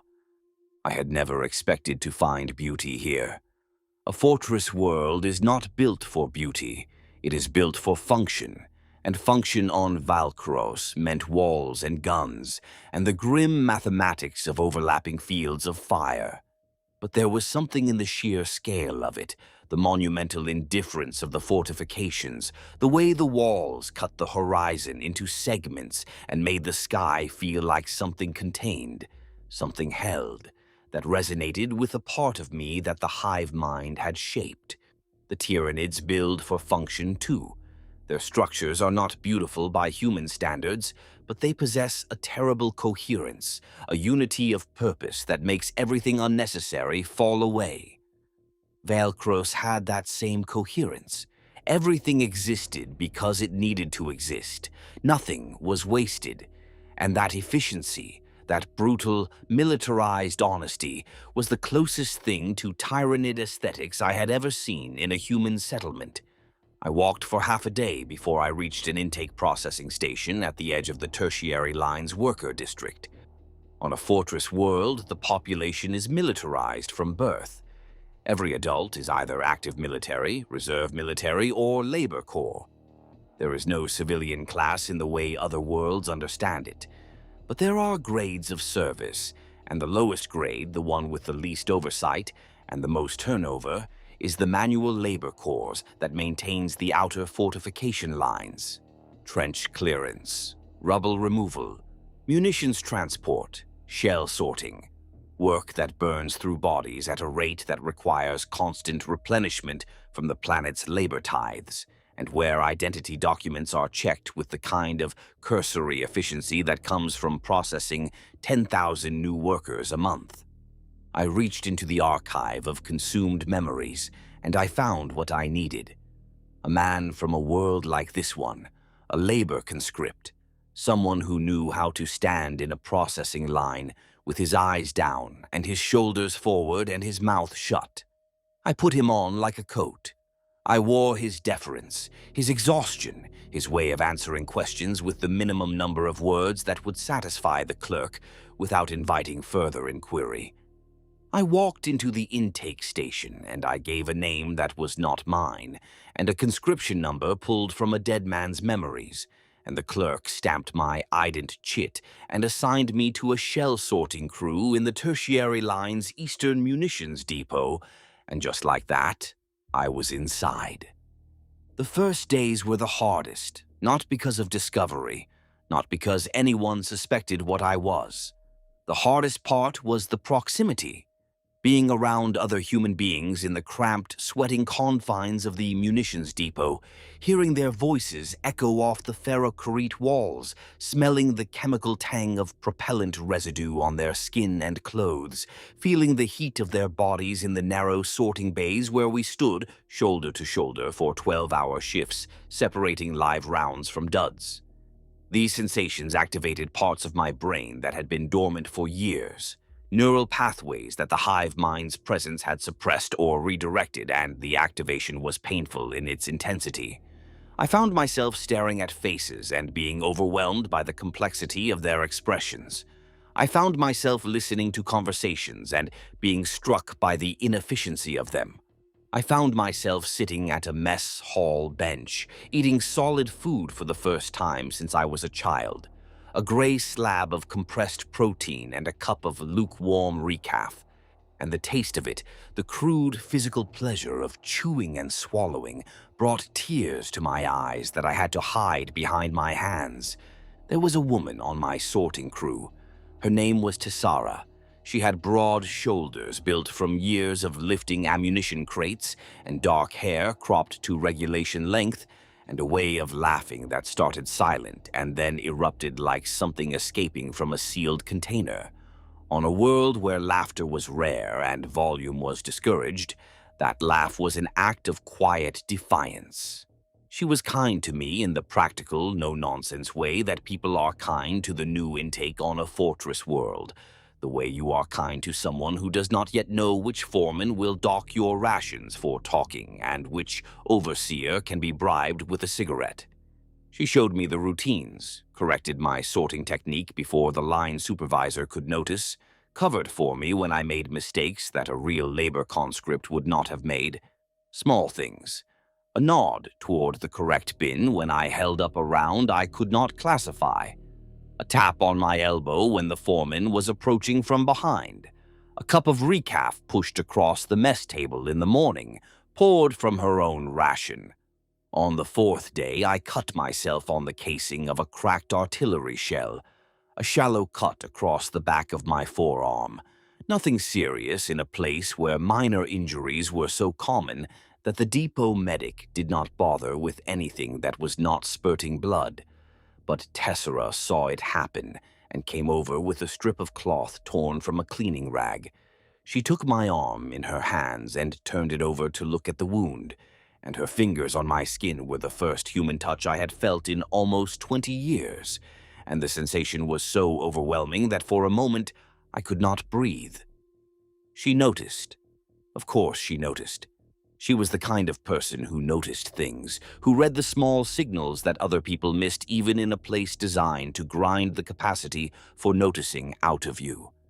She looked at my face, and then she looked at the cut, and then she looked at my face again, and she said, "You act like nobody's ever touched you before." And I said nothing, because what could I say? She bound the cut and patted my arm and went back to the sorting line. And that night, alone on my rack in the labor barracks, I unwrapped the cloth and found the cut already sealed, the skin beneath smooth and new, and I wrapped it again quickly and kept the bandage on for 3 more days so that no one would see what was underneath. On the 7th day, she taught me the card game. It was played with a deck of battered pasteboard cards bearing regimental insignia from units that had rotated through the depot over the decades, and the rules were unnecessarily complicated in the way that folk games always are, layered with local variations and house rules specific to the tertiary line's eastern sector. We played in the 20-minute rest break between shifts, sitting on ammunition crates in a storage alcove that the sorting crews had unofficially claimed as their own. I was bad at it, spectacularly bad. My mind, which could model the behavior of planetary populations and predict the breaking points of entire civilizations, could not grasp the logic of which card beat which or when you were supposed to draw or discard. Tessara found this hilarious. She laughed so hard at my fumbling that she had to put her cards down and press her hands against her face, and the sound of her laughter echoed off the ferrocrete walls of the alcove and filled that small, ugly space with something warm. And I sat there with my worthless hand of pasteboard, and I felt something crack inside me, something old and calcified and load-bearing, and the cracking hurt, but the thing that flowed into the crack was warm. On the 12th day, we were assigned to a night rotation together, restocking the magazine bunkers along the eastern wall's upper gallery. The work was heavy and repetitive, and the gallery was cold, open to the wind through the gun slits, and the sky outside was dark and for once clear, the haze blown away by a high-altitude wind, and through the gun slits I could see stars, more stars than I had seen since the void. And Tessara stopped working and looked out through the slit and said, "Do you ever wonder what's out there?" And I almost told her. I almost opened my mouth and let the truth pour out. All of it, the fleet and the hive mind and the hunger and the 17 dead worlds and Gareth and the cathedral of flesh and the sound beneath the sound. I almost told her because the stars were out and she was looking at them through a gap in a wall that was built to kill things. And the gap between what she saw when she looked up, the beauty and the mystery and the infinite possibility, and what I saw, the feeding grounds and the approach vectors and the biomass estimates, was so vast and so painful that I needed to bridge it. Instead, I said, "Sometimes," and she smiled and went back to stacking shells. And I stood there in the cold with my hands on a munitions crate, and I felt, for the first time since the Hive Mind's channel had narrowed on the approach to that mining colony, something that I recognized as the old fear. Not the fear of disconnection, the fear of what I was, the fear that the thing standing in a gun gallery with human hands and a human face and a heart that ached when a woman smiled was not a person at all, but a weapon that had been aimed at the stars and was too well made to know it. These kindnesses were agonizing. Each one was a small, warm blade slipping between my ribs because each one activated the human parts of me that the hive mind had been studying and exploiting for years, and for the first time those parts were responding not to manufactured stimuli, but to genuine human contact. And the difference was so stark and so obvious that it threw everything else into question. The hive mind had fed me emotions. It had given me fear and love and hope and grief, had let me experience the full spectrum of human affect through the memories of the consumed. But those were recordings. Those were echoes. This, Tessara's hand on my arm, the sound of her laughter in the alcove, the way she looked at me when she thought I was not looking. This was live, this was real, this was happening to me and not to a ghost inside my head. And the difference between the two was the difference between reading about fire and being burned. I should tell you that I stayed focused. I should tell you that I remembered my purpose, that I pursued the signal with single-minded dedication, that I never wavered in my loyalty to the swarm. But I would be lying. The truth is that for a brief, terrible, luminous period of time, I forgot. I forgot the fleet. I forgot the hive mind. I forgot the signal and the mission, and the billions of organisms swimming through the void toward this world with the intention of consuming everything on it. I forgot because Tessara was teaching me to play a card game during rest breaks, and her fingers brushed mine when she dealt the cards, and because someone in the crew told a joke during the midday ration and everyone laughed and I laughed with them. And for one bright, shining moment, the laughter was not a performance. It was not an infiltration technique. It was real. It was mine. It was a sound that came from a place inside me that the hive mind had never touched. But the hive mind had touched everything. I know that now. There was no sanctuary inside my skull. There was no room that it had not entered and mapped and catalogued. And the thread of connection that I had been holding on to, That faint whisper of the synaptic web was not just a receiver. It was a transmitter. Everything I felt, everything I experienced, every moment of human warmth and connection and belonging was being broadcast back to the fleet, analyzed, processed, added to the Hive Mind's ever-growing model of human behavior. My friendship with Tessara, my laughter at the joke, my tears over a bowl of compressed protein, these were data points. These were the very things I had been sent to generate. I found the signal on the 19th day. Not through any deliberate investigation, but through an accident of proximity. My crew was assigned to a deep magazine inspection, checking the structural integrity of the subterranean ammunition vaults that ran beneath the tertiary wall's foundations. As we descended into the lower levels, past the primary magazines and the secondary reserves, and the emergency stores that had been sealed since the last major rearmament cycle, I felt something. A vibration, not physical but psychic, a resonance that bypassed my ears and my skin and spoke directly to the modified structures in my brain. The signal. Close, very close. Below me, deep in the planetary crust beneath the foundations of walls that had stood for millennia, something was broadcasting on a frequency that the Hive Mind recognized, and my brain, engineered to receive that recognition, was vibrating in sympathy. I reported, not in words, not through any device. I simply let the sensation flow back along the thread, back through the void, back to the fleet that was now, I could feel, much closer than it had been. Days away, perhaps hours.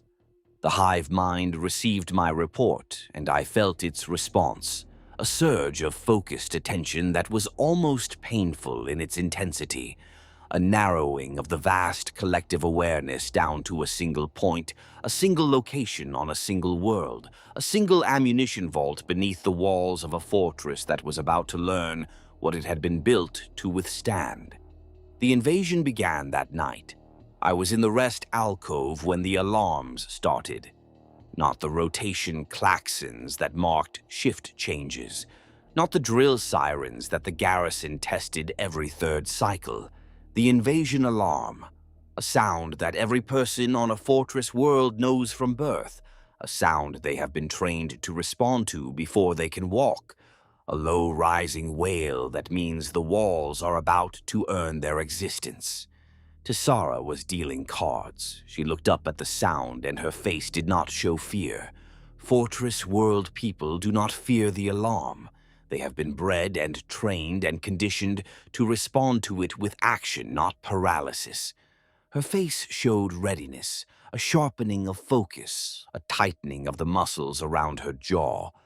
But then she looked at me and her expression changed, because my face was not doing what a face on a fortress world was supposed to do when the invasion alarm sounded. My face was not showing readiness. My face was showing recognition. She said my name. She said Vel, which was the name I had given her, the only name I had. She said it with a question in her voice, and I looked at her, and I saw her, and I knew, with a certainty that cut through every layer of conditioned loyalty and manufactured purpose, that she was going to die, that everyone in this depot was going to die, that the walls they trusted and the guns they served and the fortress they had built their entire identity around were about to be dissolved and consumed and recycled into the biomass of a fleet that did not know or care that they had ever existed. And I knew this because I had helped to plan it, because my predictions had shaped the strategy of the attack, because the invasion was unfolding according to a model that I had built from the inside of my own fragile, compromised, endlessly useful human mind. She reached across the ammunition crate and took my hand. She held it firmly, with the grip of a woman who had spent years lifting shells, and in the grip I felt the question she could not ask over the wailing of the alarm. What is happening? What do you know? What are you? I pulled my hand away. I stood up. I walked toward the depot's main corridor, and she said, "One more time, vile." Not a question this time, a statement, a naming. As if by saying it, she could make it true, could anchor me to the identity I had been wearing for 19 days, could hold me in the human world by the sheer force of recognition. I did not turn around. I could not, because if I had turned around and seen her face, I would have stayed, and if I had stayed, I would have tried to save her, and if I had tried to save her, I would have failed, and the failure would have broken whatever was left of the thing that called itself Veil into pieces too small to reassemble. I ran. I am not proud of this. There is nothing heroic in what I did. I did not stay to fight, did not help man the walls, did not take my place in the ammunition chain that was already forming as the garrison activated and the fortress began to do what fortresses do. I ran because the swarm was coming, and I knew exactly what the swarm would do to even the strongest walls, and I knew that nothing I could do would change it. And I ran because somewhere inside the mess of competing impulses and loyalties and identities that I had become, the animal part of me, the old human animal that predated everything the hive mind had built on top of it, simply wanted to survive. I ran through the outer corridors and down into the sub-wall tunnels, moving deeper into the fortification's infrastructure, away from the walls that would bear the first impact. Above me, I could hear the fortress responding, the deep thud of macro cannons cycling, the whine of power field generators reaching full power, the rhythmic crump of orbital defense batteries firing into the darkening sky. The sounds were enormous and confident, and already, I knew, futile. The sky outside was filling with spores. The air was thickening with biological agents. The first capillary tower seeds were already burrowing into the ground outside the walls, and the walls, for all their mass and age and the faith that had been placed in them, were made of ferrocrete and plasteel, and ferrocrete and plasteel could be dissolved by the right concentration of bioacid as easily as flesh. I found a maintenance shaft that opened onto the waste ground between the secondary and tertiary lines. The sky above was dark and red and full of falling things. I stood on the hardpan among the rusted pillboxes and the razor wire, and I felt the massive psychic weight of the hive mind settling over the planet like a hand pressing down on an insect. The thread of connection that had been a whisper became a roar. The channel opened wide, and the collective consciousness flooded back into me, filling the empty spaces that loneliness had carved, and the relief was so intense and so immediate that I dropped to my knees on the scorched earth, and I wept. Not from grief, from gratitude, from the desperate, pathetic gratitude of an addict getting his fix, a prisoner returned to the cell he has come to call home. Something moved among the pillboxes. The chameleonic skin resolved out of the gray ferrocrete, like a shape emerging from stone, and Gareth was there, standing between two rusted tank hulks with its talons retracted and its feeder tendrils hanging limp and its multifaceted eyes fixed on me with the same unwavering attention it had maintained for almost 2 decades. It had been deployed with the Vanguard wave. It had found me, whether by pheromone trail, by synaptic tracking, or by something else entirely. It had crossed the killing ground of a fortress world in the opening hours of its destruction, and it had come to where I was. I looked at it, this monster, this predator, this thing that had killed 3 half-formed bioforms to protect me in a dark corridor, and that had clicked outside my chamber during the worst nights of my life. And I felt something so complex and so contradictory that my expanded mind, my library of the dead mind, could not find a single word for it in any of the 12 languages I had been given. The hive mind did not acknowledge my emotional state. It was not interested in my tears. It was interested in the signal. It poured questions into me, sharp and focused. Where exactly? How deep? What structures lay between the surface and the source? What defenses?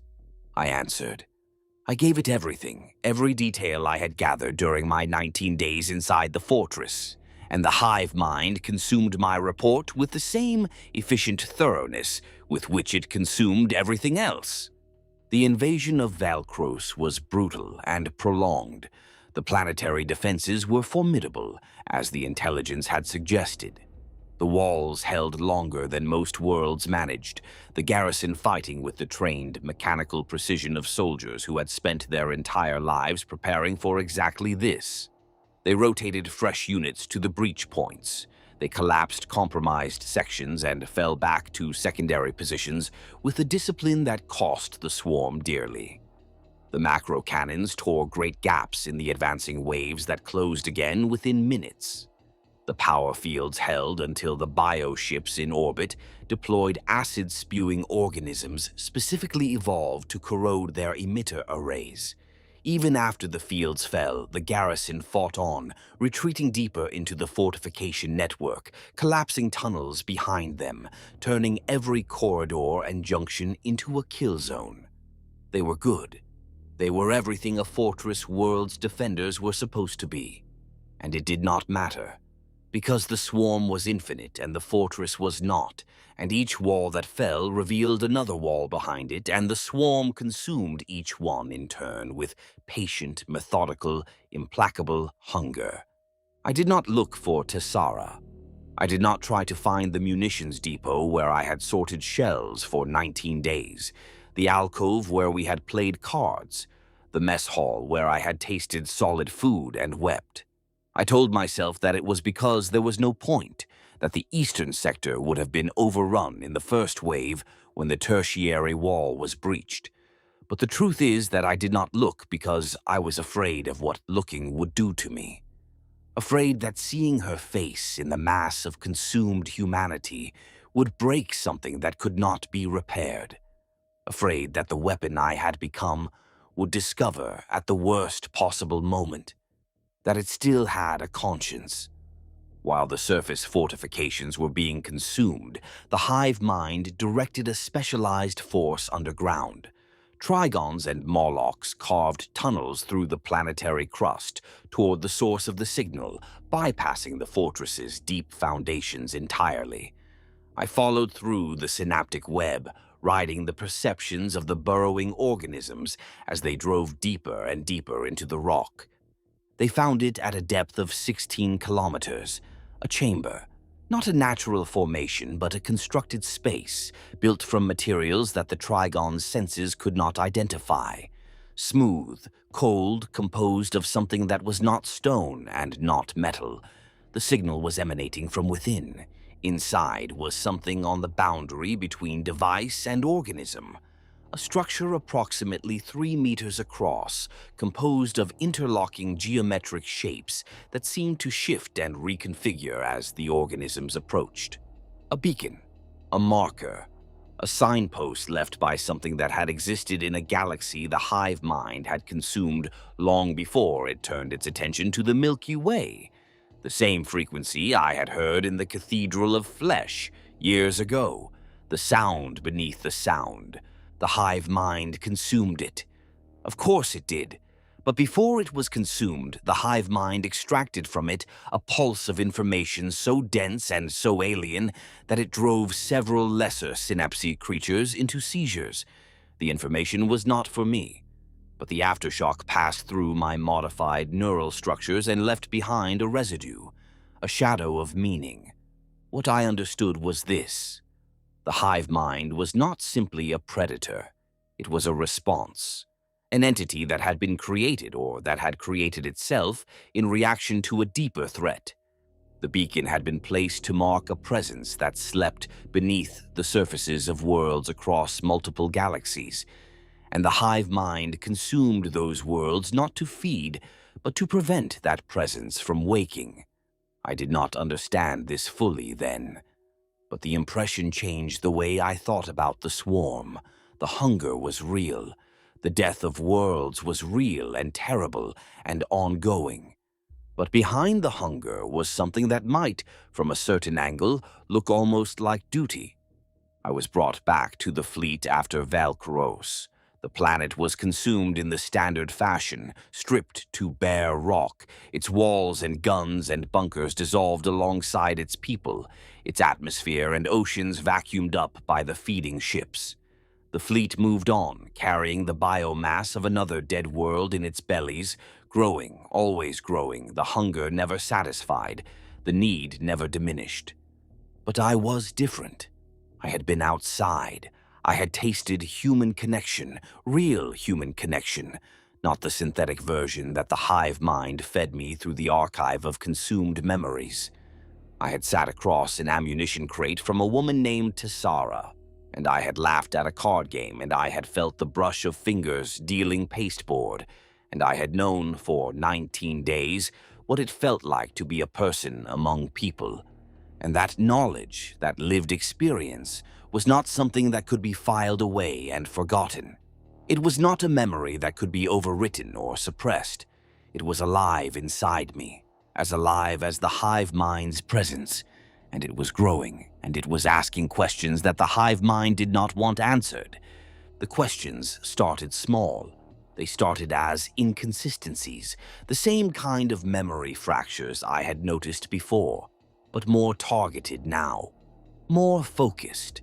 I would be thinking about Cthos Quintis, and I would reach for a specific memory, something concrete, something verifiable, and I would find that it did not quite fit. The layout of the settlement. I could picture it clearly, the rows of hab blocks, the processing silos, the central square where the overseers addressed the labor force. But when I tried to see it from a different angle, when I tried to approach it from the north instead of the south, the image blurred and reformed in a configuration that was subtly different. The buildings were in different positions. The square was larger. The silos were a different shape, as if the memory was not a recording of a real place, but a construction. A set built from components that could be rearranged, and the rearrangement happened whenever I looked too closely. Then the faces, my father's face, Morven. I had carried his image inside me for decades, the thick forearms, the bent back, the cracked and oil-dark hands. But when I tried to see his face clearly, the features would not resolve.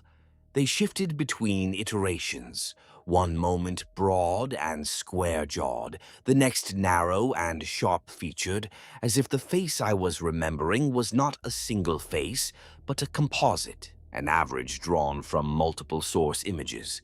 I reached for his voice and found it similarly unstable, sometimes deep and gruff, sometimes lighter, sometimes carrying an accent that did not belong on an agri-world in the eastern fringe.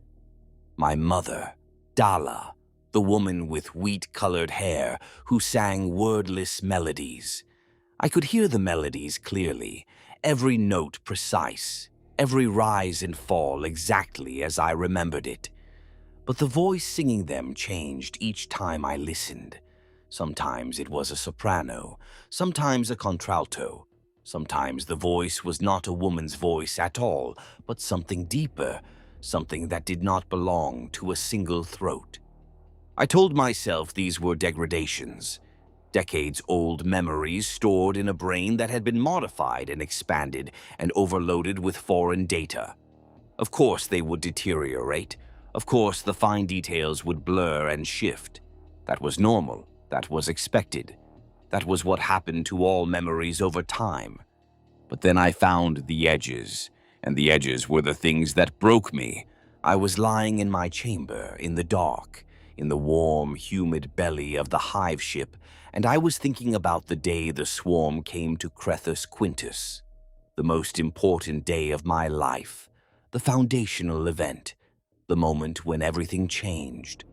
I was thinking about the roof of the hab block, about watching the swarm consume the settlement, about seeing my father in the second line of defenders, and I reached for the moment of falling, the moment when I went over the edge and fell into the swarm, and the swarm caught me, the central miracle, the impossible event that defined my entire existence. And I found that the moment was not there. It was not missing. It was not blurred or degraded or fractured. It was constructed. I could feel the joins. I could feel the seams where separate experiences had been stitched together, the way you can feel the stitches in a garment if you run your fingers along the inside of the fabric. The experience of climbing the Hab block belonged to one person. The experience of watching the swarm from above belonged to another. The experience of falling belonged to a third, and that third person had not fallen from a building at all, but from a bridge, and had not fallen into a Tyranid swarm, but into a river, and had not been a child, but an adult, a woman, a mother who had thrown herself off a bridge because the swarm was coming and the bridge was the fastest way to the water, and the water was the only place left to hide. I pulled at the seam. I should not have. I should have left it alone, should have maintained the fiction, should have continued to be Vale from Cthos Quintis, the boy who was saved, the human raised by Tyranids. But I pulled, and the seam opened, and behind it I found more seams, and behind those more, and behind those an emptiness that was not empty at all, but full of fragments, full of pieces, full of 1,000 shattered lives that had been sorted and selected and assembled into a coherent narrative by an intelligence that understood human beings well enough to build one from spare parts, but did not understand them well enough to make the construction seamless. I was not Vale. There was a Vale once.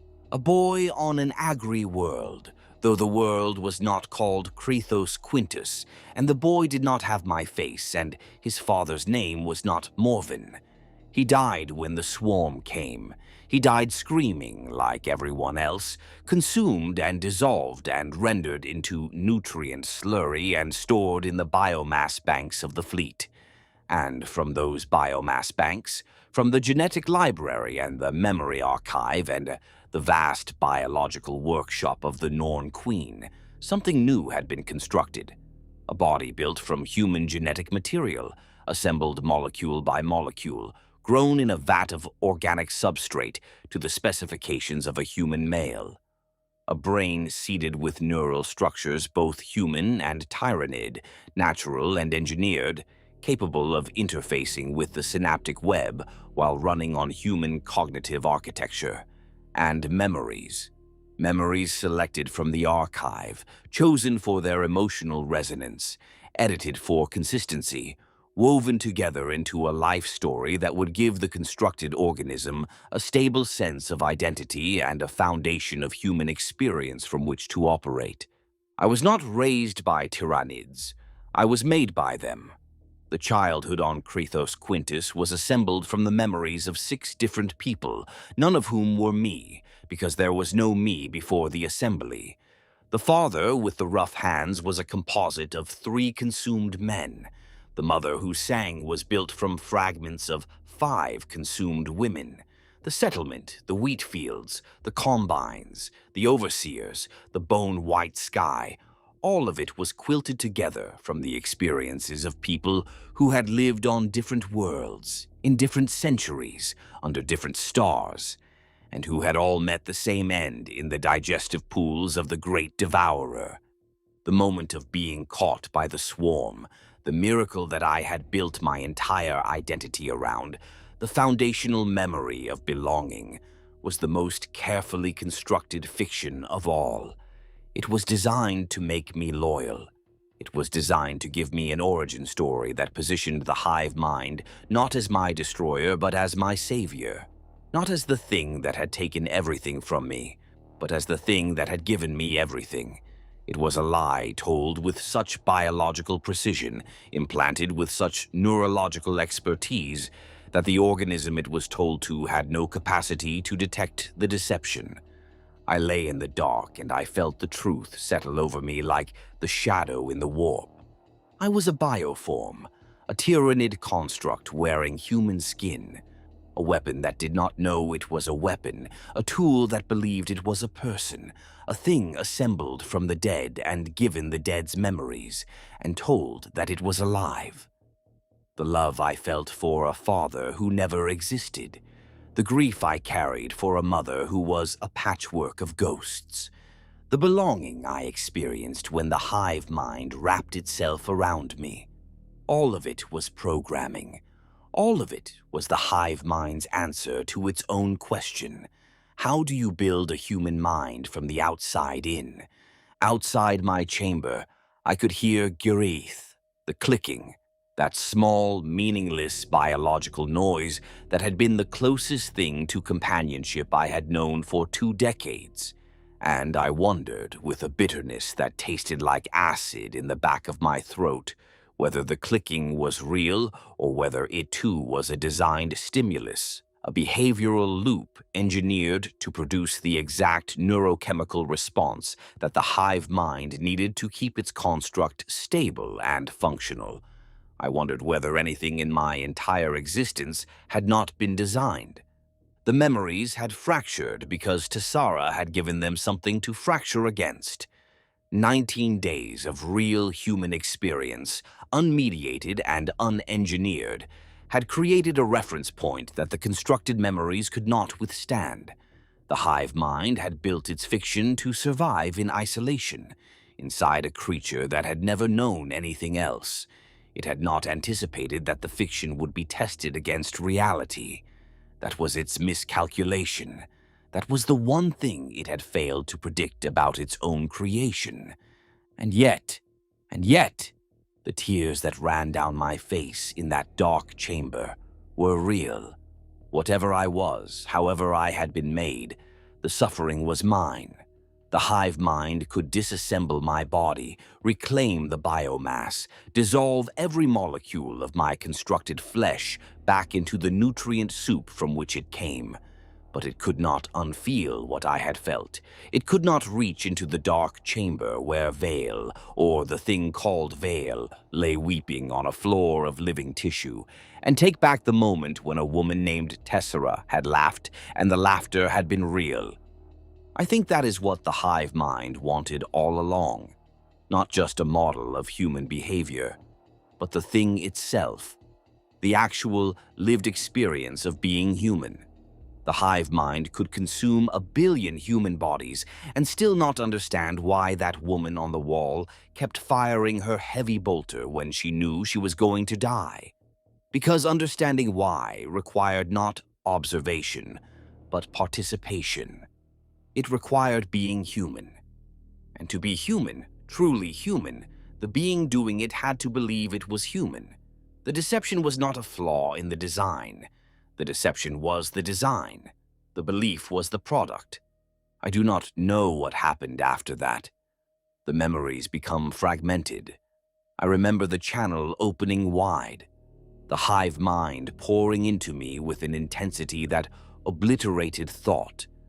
I remember being taken apart cognitively, my mind disassembled layer by layer. I remember fighting it.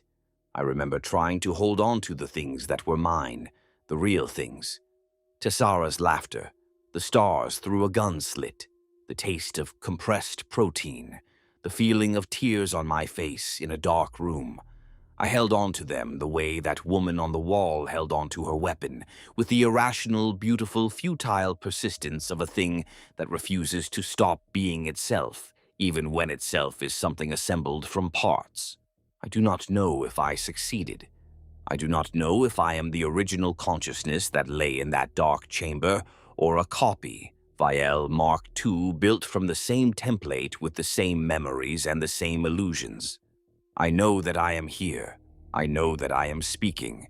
I know that the words are coming from a mouth that may have been grown in a vat, and the thoughts are forming in a brain that may have been seeded with someone else's memories. I know all of this, and I know that none of it matters. Because the experience is real, the suffering is real. The love and the grief and the terrible aching beauty of being alive in a universe that wants to eat you, these things are real, and they are mine, and I will not give them up. The fleet is moving. I can feel it, the faint whisper of the synaptic web at the edge of my awareness, the thread that never breaks. The fleet is moving toward another world, another feeding, another billion lives that will be consumed and perhaps assembled into another thing like me. Another weapon that believes it is a person. Another tool that loves and grieves and laughs at card games and weeps in dark rooms. I am the hunger wearing a human face, and the face is weeping, and the tears are real.